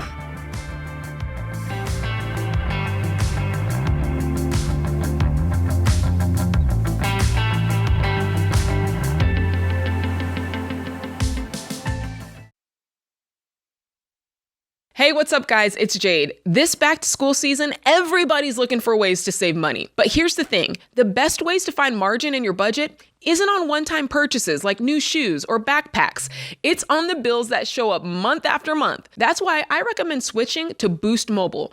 Boost Mobile's unlimited plan is just $25 a month forever. No contracts, no hidden fees, no surprise price hikes. And if you already have a phone you love, you can keep it and your number when you make the switch to Boost Mobile. That's my kind of budget win. You're not asking your family to give up anything. You're just paying less for something you already have. So if you're looking for ways to stretch your budget as the kids are going back to school, don't let a high phone bill eat up your money that you need for something else.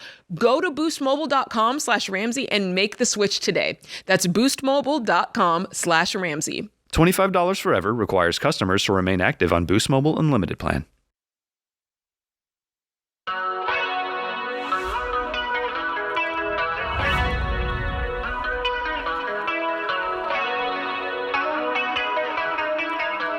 Welcome back to the Ramsey Show in the Fairwinds Credit Union studio. Jade Warshaw is my co-host today. Greg is in Seattle. Hi, Greg. How are you? I'm doing good. Actually, better than I should be. Amen. How can we help? Well, I'm 70 years old, retired. I have an $81,000 mortgage. Is there any reason I should not pay that off? Nope. You should pay it off. And well, I guess there is. If you only have $81,000. How much do you have in your nest egg? About 150. Ooh. That's your total nest egg to live on. Let's take that cash, 150. Okay. No. I said nest egg. What is your net worth? Nest egg, about 1.8 million. Now look at this. That's what I thought. I kind of smelled that. Way to go, Greg. Congratulations. I don't guess you inherited that, did you? No, I worked for it. The old-fashioned way. I earned it. Yeah. Write a check and pay off your mortgage today, Greg. Okay. Let me ask it another way. Okay. Let me reverse it on you. There's sometimes when I'm making a financial decision, I use this reverse engineering thing to check my logic. Okay. Mm-hmm. You got 150 in cash on a $1.8 million net worth. I heard that right? Correct. Okay. And an $81,000 mortgage. Okay. So if instead you had called me and said, Dave, I have a paid for home. By the way, what's your home worth? About $600,000. Okay. I have a paid for $600,000 house, a $1.8 million net worth. And I have $70,000 in cash. I'm thinking about going and borrowing $81,000 on my house, so I've got $151,000 in cash. Okay. You wouldn't have made that call, would you? No, I wouldn't. No, I wouldn't. I guess one reason I made the call is my interest rate is 3.875. Yeah, but you didn't get rich on borrowing on your home to invest. Exactly. You got rich by avoiding debt and investing steadily. Okay. Am I right? You're correct. Because you're not a debt guy. The only reason this debt's around is because it was so cheap, you just made you think about it twice. So the other debt you got rid of years ago. Correct. Yeah. Yeah. That's how you got here. Because right. you're what we call a baby steps millionaire. You followed the stuff where the principles that God and Grandma talks about that you and me grew up with. Only most people didn't do them even then, and you're one of the unusual ones that did. And so now you're what we call sitting pretty. Well done, sir. I'm so proud of you. Yes, debt-free. Greg's debt-free. Yeah, and he worked for it. How'd you get that money? I worked for it. So he's one of those guys like me, when somebody says, you're so lucky, you just want to smack them. Oh, yeah. No, I'm blessed, but I'm not lucky. Luck came dressed in work clothes. I know that's right. That's how it came. Luck knocked on the door and said, you got some calluses handy? Put your hand to this. And that's where that came from. Yeah. It's not accidental, and it's not random, and it's not a lightning strike.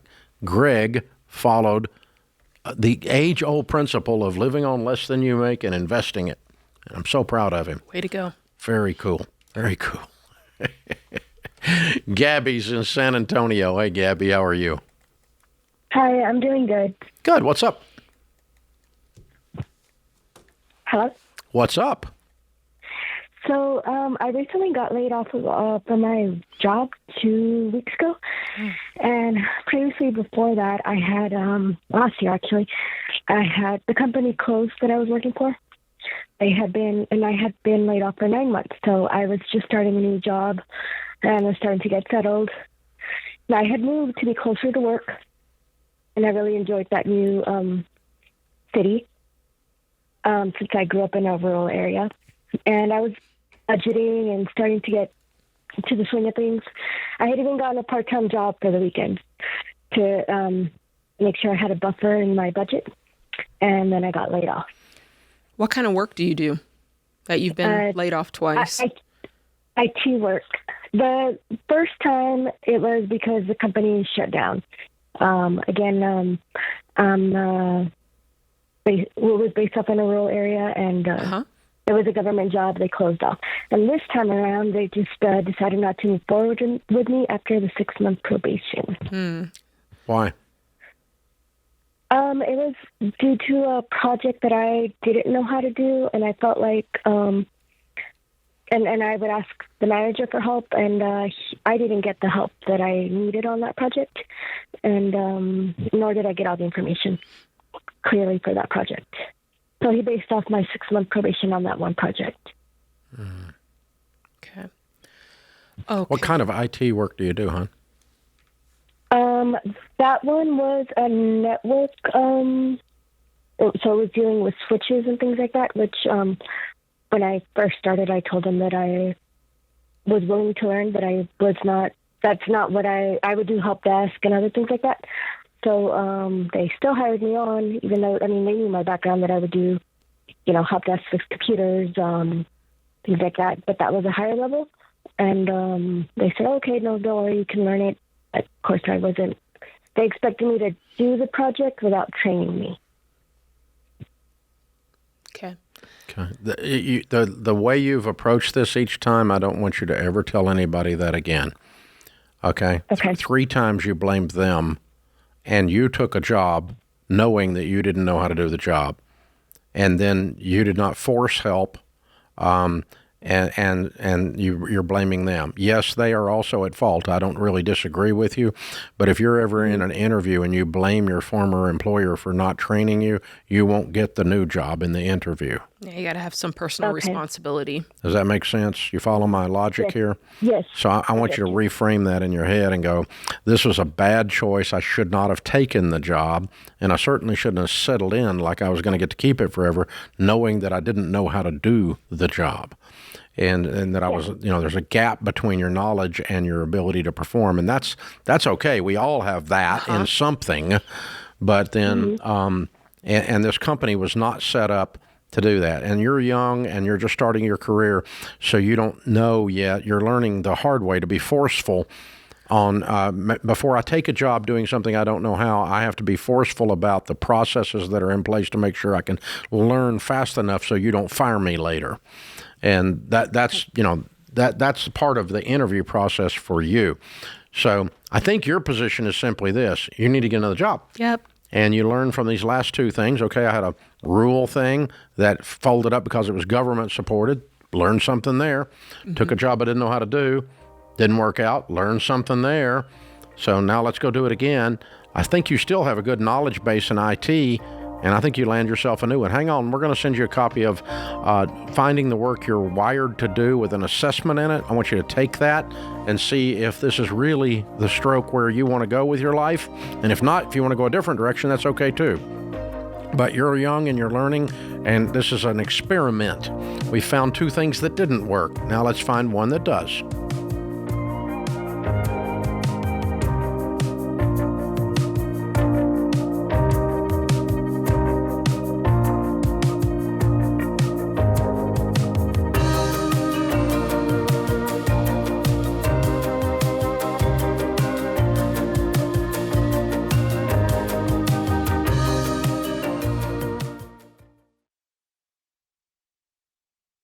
Hey guys, George Camel here.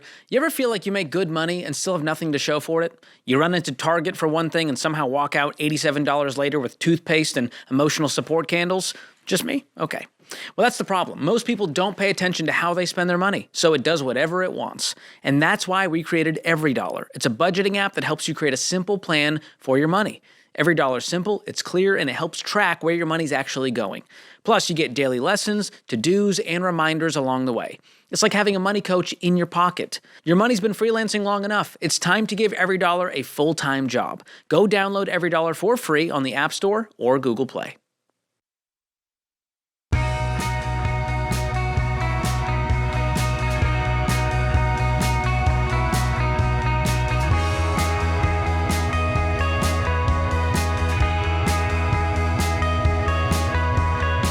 Well, we wish we could get to every single call and question on the show. We can't, sorry.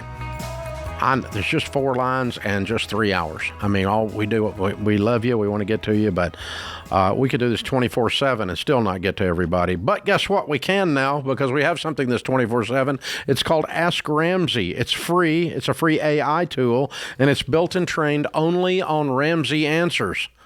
AI can only spit out what you feed it. So we only feed it Ramsey, and it only spits out Ramsey. How cool is that? You get an answer the same exact way we'd answer it right here on the show. Free. Ask Ramsey. Ask your question today at RamseySolutions.com. Ask Ramsey is the tool, or click the link in the description. You're listening on the podcast or the YouTube, and you'll find out exactly what we would say about that. Sarah's in Boston. Hi, Sarah. How are you? I'm doing great. Thank you. Thanks for taking my call. Thank you. How can we help? So I'm just wondering if I am missing anything here. My husband and I, we make about $90 a year. I do stay home with our 3 young kids, and we have a 2-family house, and my mom is going to be moving in upstairs. And I think my main who was concern upstairs is that before? Who was upstairs before? We had a renter before who was there for 4 years. Okay, so it is a duplex. It is actually 2 sets of utilities, two operating domiciles, correct? Yes. Okay, cool. All right, and Yes, Mom, you're going to let Mom live up there. Is she supposed to pay you rent or what? Yeah, so the plan is that she would pay us $2,000 a month.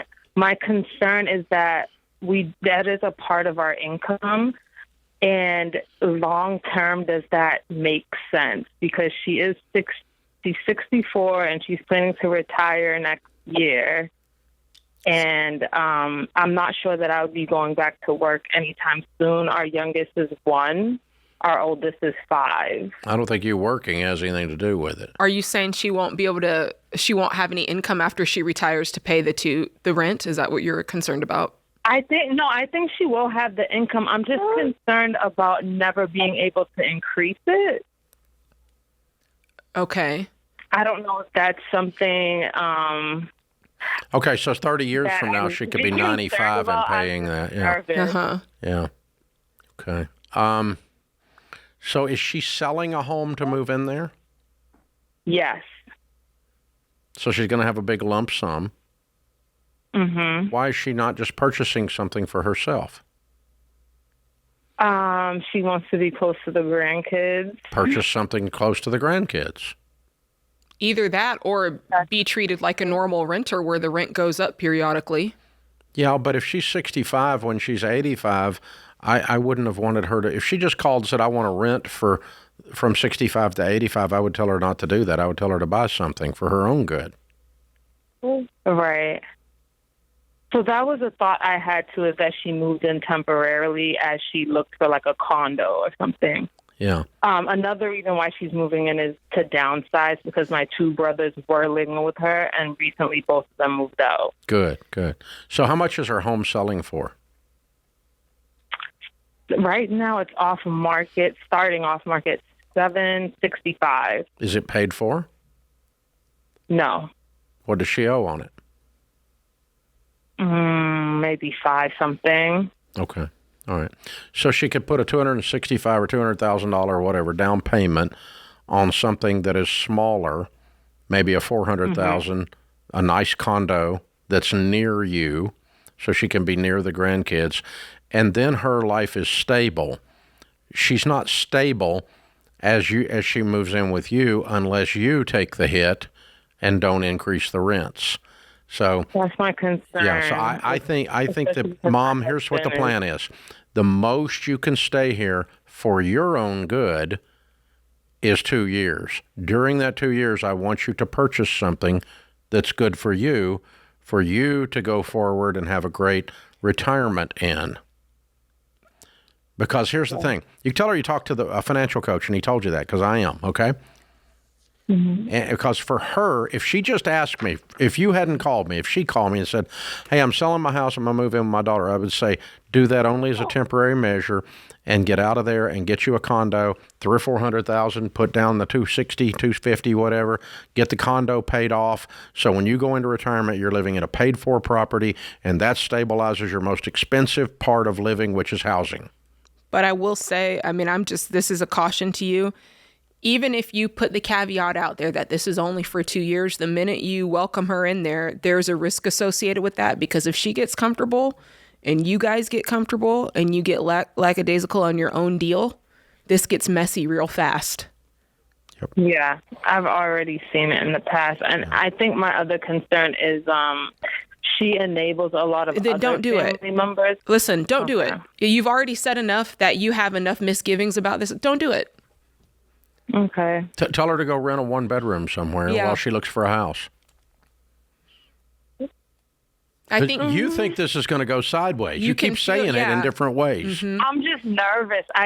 You think it's going to go sideways. You're nervous for a good reason. You've observed your mother's enabling. You've observed her inadequate behaviors around money, and you think it's going to end up in your lap, and you're right. Yeah, listen to your gut. Okay. Yeah, it's not mean. Mom, I think you need to own a house. I don't think you need to be a renter.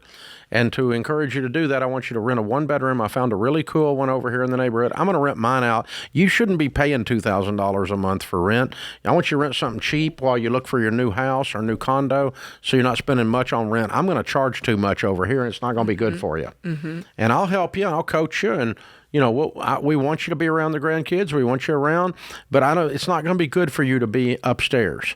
And so for so many reasons, so I'm going to help you not do that.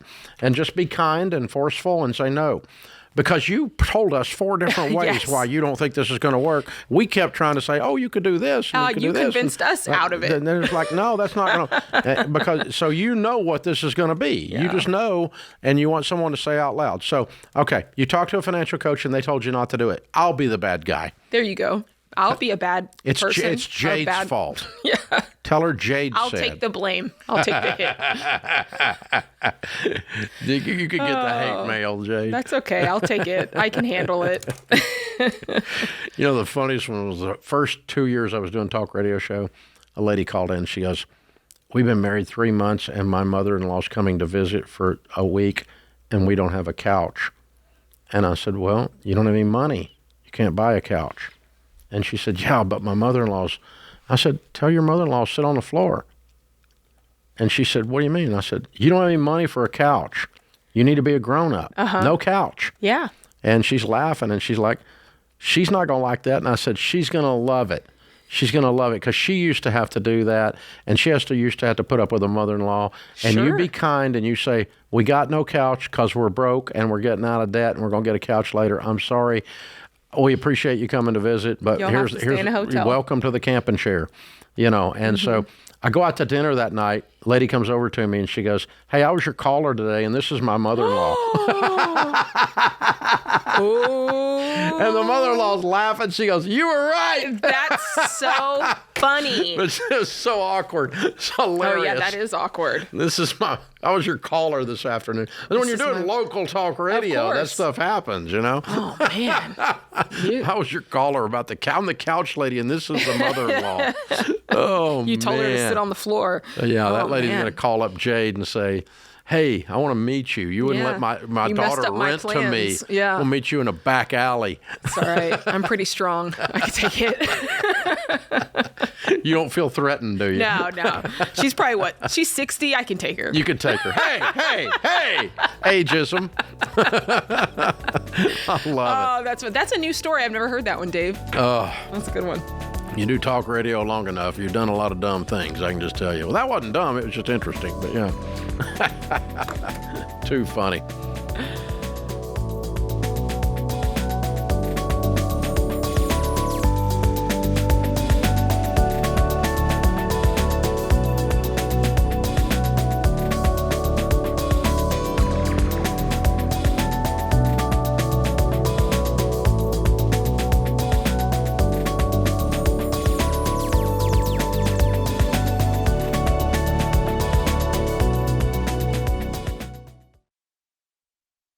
Hey guys, Dave Ramsey here. Every day on this show, we help people work through real money problems and figure out what to do next. Now, you can get that same kind of help anytime with Ask Ramsey.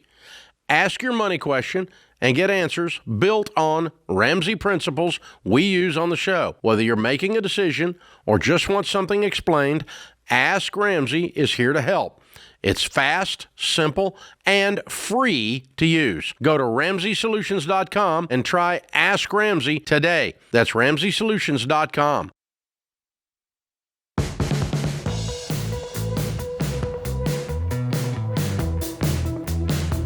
If you didn't know, you're more than welcome to visit us at our headquarters where we do the show from. We're on the glass in the lobby, and generally speaking, there's 50 to 200 folks out here, closer to 50 today, watching the show. I think school's back in.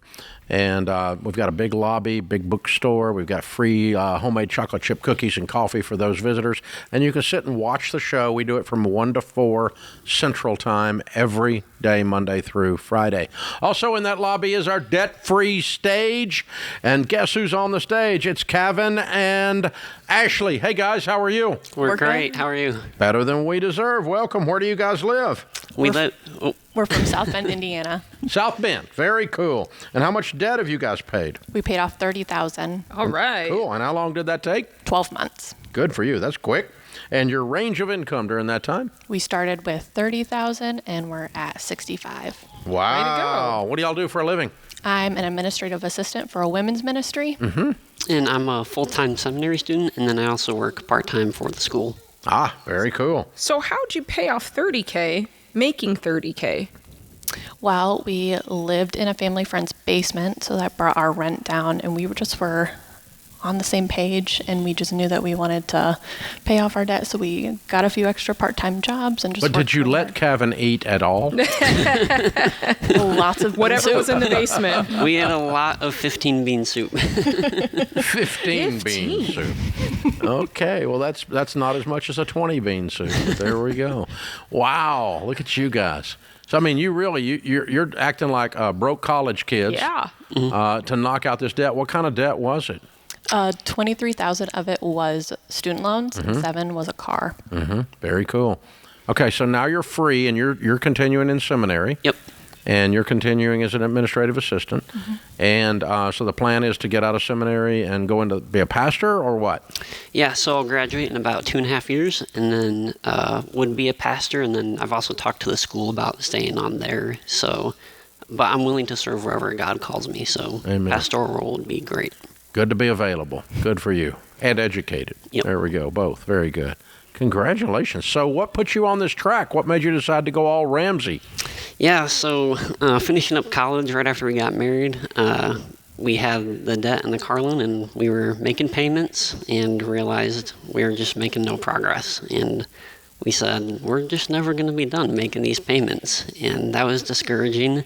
And we had listened to Ramsey, the show, a little bit, and we just said we need to sit down and talk about this and figure out our money with a real plan. And so we got every dollar, and we were like, we're just going to go for it. And so we made our first budget because we said, someday we want to have a house, and we want to have some things that we want, and that would be good for raising a family, and we want to go out on a date every once in a while. And so we made a budget and started doing it. So what about the friend's basement? Did they approach you, or you approached them?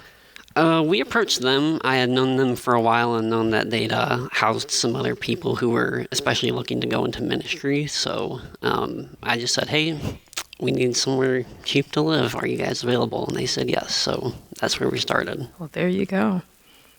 All right. Very cool. So is it cool to ask what they're charging you? Well, we're actually not there anymore. So that was like the first step. We were there for a little less than a year. Okay, that knocked the debt out. So now we're out of the basement. Now we're out of the basement. Yeah. Okay. I love that. Good. Yep. Ashley's happy. Yeah. In a real apartment now. Yeah. Right, no wow. more basement, no more bean soup. I love that for you. Life is so much better. I like it. We're free. Okay. This does set you up, though. I mean, you guys you sacrificed at a time when things were already pretty lean. Because you're in school, and then on top of that, you sacrifice even more to go ahead and clear the debt, so that when we can come out, we'll come out swinging, right? And there's a lot of stuff you'll be able to do now because you don't have this weighing you down. But it was kind of an inopportune time to attack this. Agreed? Yeah. Yeah. But you both did it. Ashley, did he have to talk you into it, or did you talk him into it? At first, I was a little bit hesitant. But it didn't take very much to. You're like, I'm committed to this. Yeah. All right, let's get rid of this mess and get it behind us. How's it feel to be 100% free? It feels really great, Dave. It feels freeing, and we are able to save for a home now. And when I finish seminary, we know that we're going to be ready to move wherever God calls us to serve. So it feels very freeing.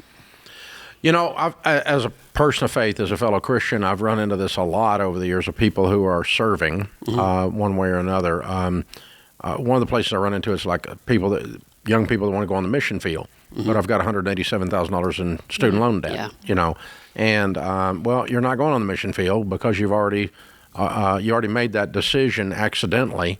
When you decided to go so far in debt you couldn't breathe, because on the mission field, nobody's going to give to you to pay off your student loans. They'll give to you to eat and to maintain a household while you do mission work, but nobody's excited about supporting $187,000 of student loan debt. And so you really do get to live out in that setting. You mentioned twice wherever God calls me to serve. Wherever God calls me to serve. You're living out that scripture where Jesus said, it's tough to serve two masters. Yeah. You will love one and hate the other. And what that means, of course, as a seminary student, is that you got to make a choice. And I got to pay the bank, or I got to go where I feel like God's calling me, and I can't go because I got to pay the bank. And so the borrower truly is slave to the lender. Then you can't listen to God's voice as clearly, or at least you can't respond to it as clearly as you can now that you've set yourself up in this situation. It's very cool. I'm very proud of you. Thank you. Who was cheering you on? Parents and grandparents, mostly. Really? Yeah, they helped us out in any way they could, and they were just always there for us. And we did laundry at their house, so that's fabulous. Yeah, very cool. Good for y'all. Well done, well done. Well, we're proud of you. I know they're proud of you. Congratulations. And so how long before the seminary's finished? 2.5 years. 2.5. I think you said that, but I want to make sure I heard it. Okay. Very good. And paid off $30,000 in 12 months making. All right, here we go. Kevin and Ashley, South Bend, Indiana, paid off $30,000 in 12 months, making anywhere from $30,000 to $65,000, and lived in the basement. Whatever it takes to get debt free. Count it down. Let's hear a debt free scream. Ready? 3, 2, 1. We're debt free. All right. Yeah.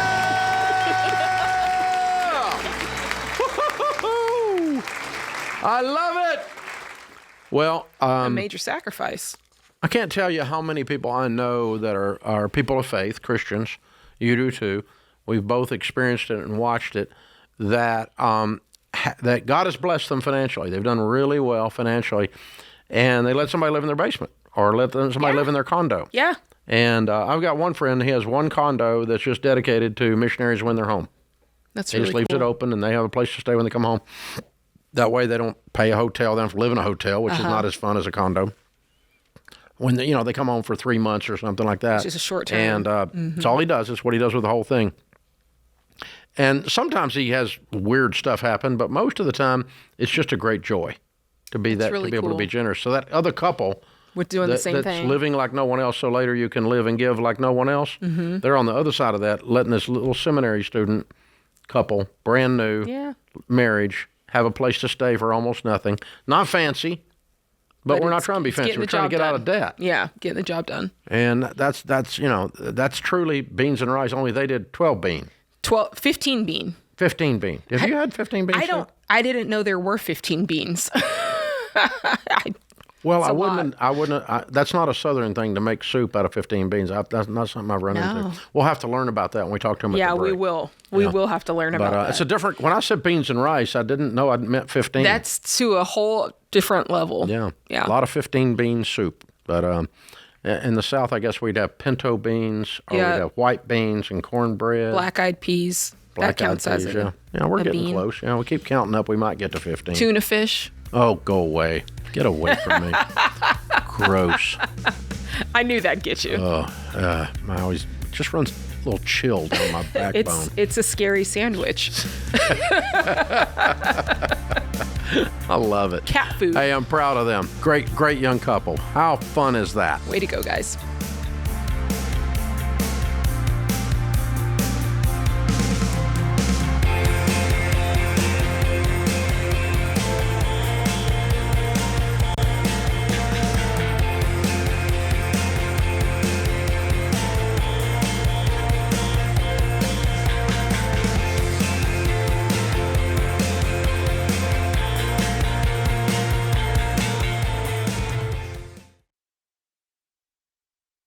Hey, what's up, guys? It's Jade Warshaw. Listen, summer spending adds up so fast between vacations and road trips and camp fees and events and all the extra gas and grocery runs. Money can get tight before you know it. To really get your money under control and keep it that way, you're going to need a plan. And that's what you'll get with the Every Dollar Budget app. It helps you track your spending, free up cash to put toward debt and savings, and it's the simplest way to make a plan for your money before the month begins. So, no more wondering where your money's going. You're telling it where to go. Download Every Dollar in the App Store or Google Play and start for free today.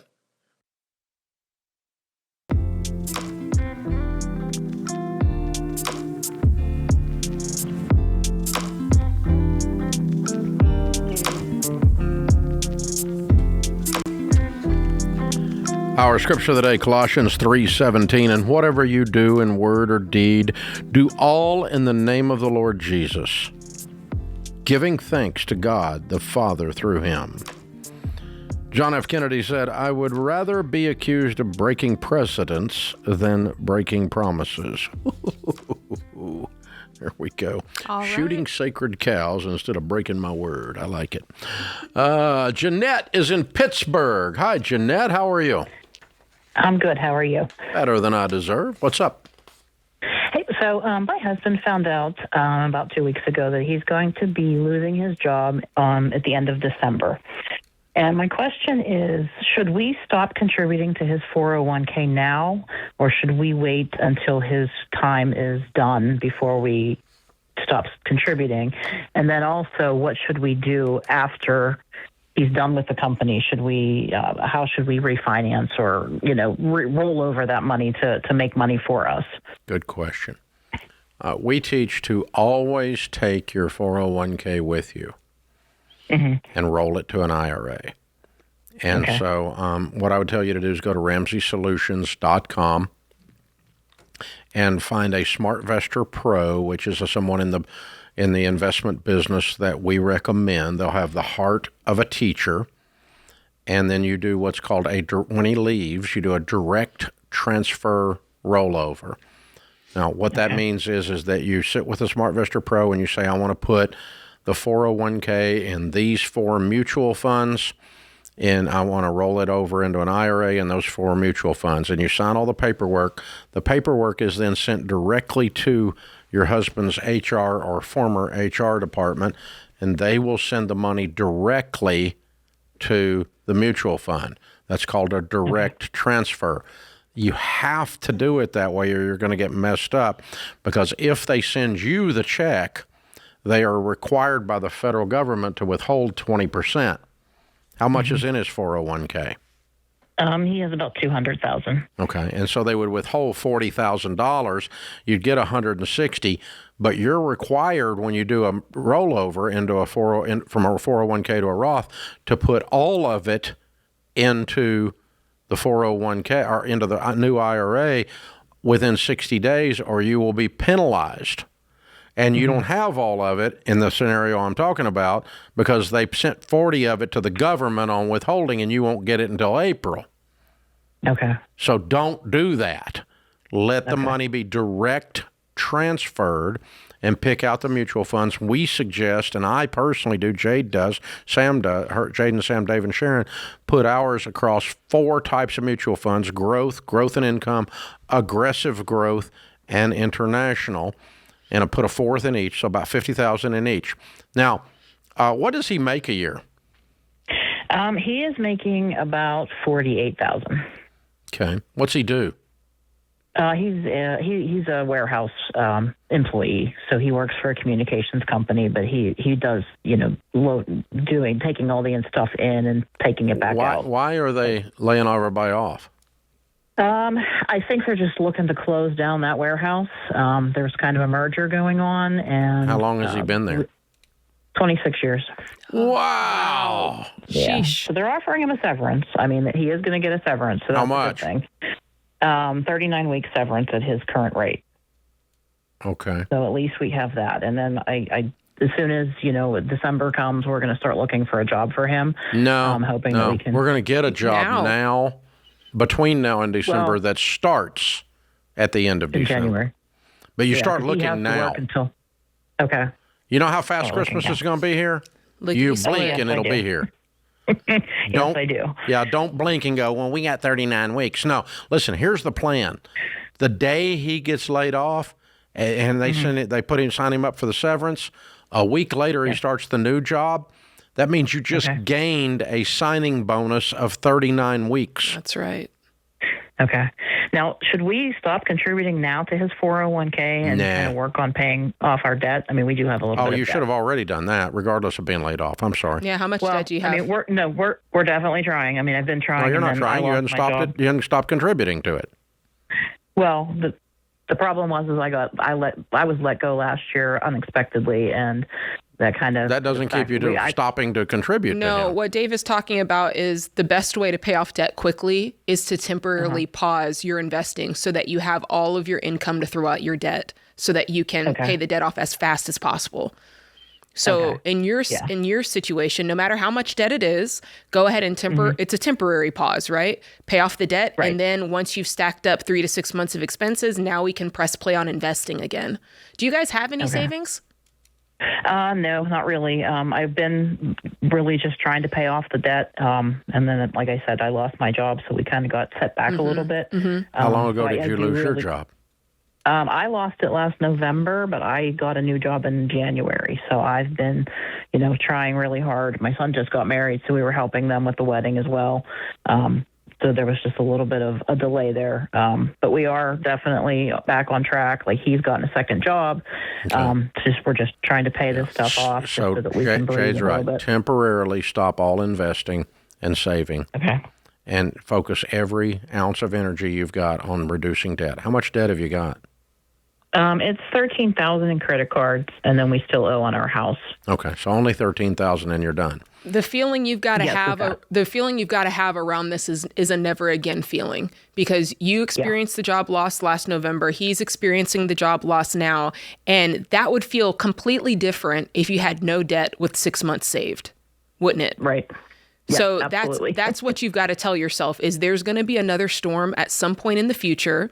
And when that happens, I'm going to be ready. I wasn't ready last November. I wasn't ready this time. But the next time, I'll be ready. And that preparedness starts today.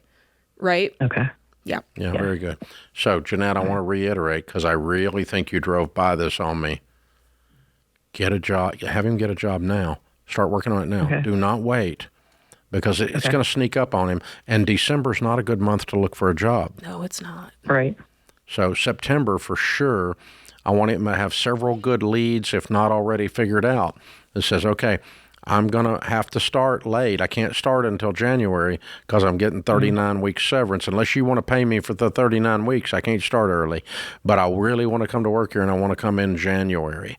And he starts shopping around and looking for that position. It's going to take a little while to land something. He's not used to doing it. It's been 26 years since he went on a job interview. Right. Yeah. So don't wait. It's just because there's severance doesn't mean he gets to sit on his butt. No, he definitely doesn't. I know, but he's going to be sitting on his butt if he doesn't have a job. I'm trying.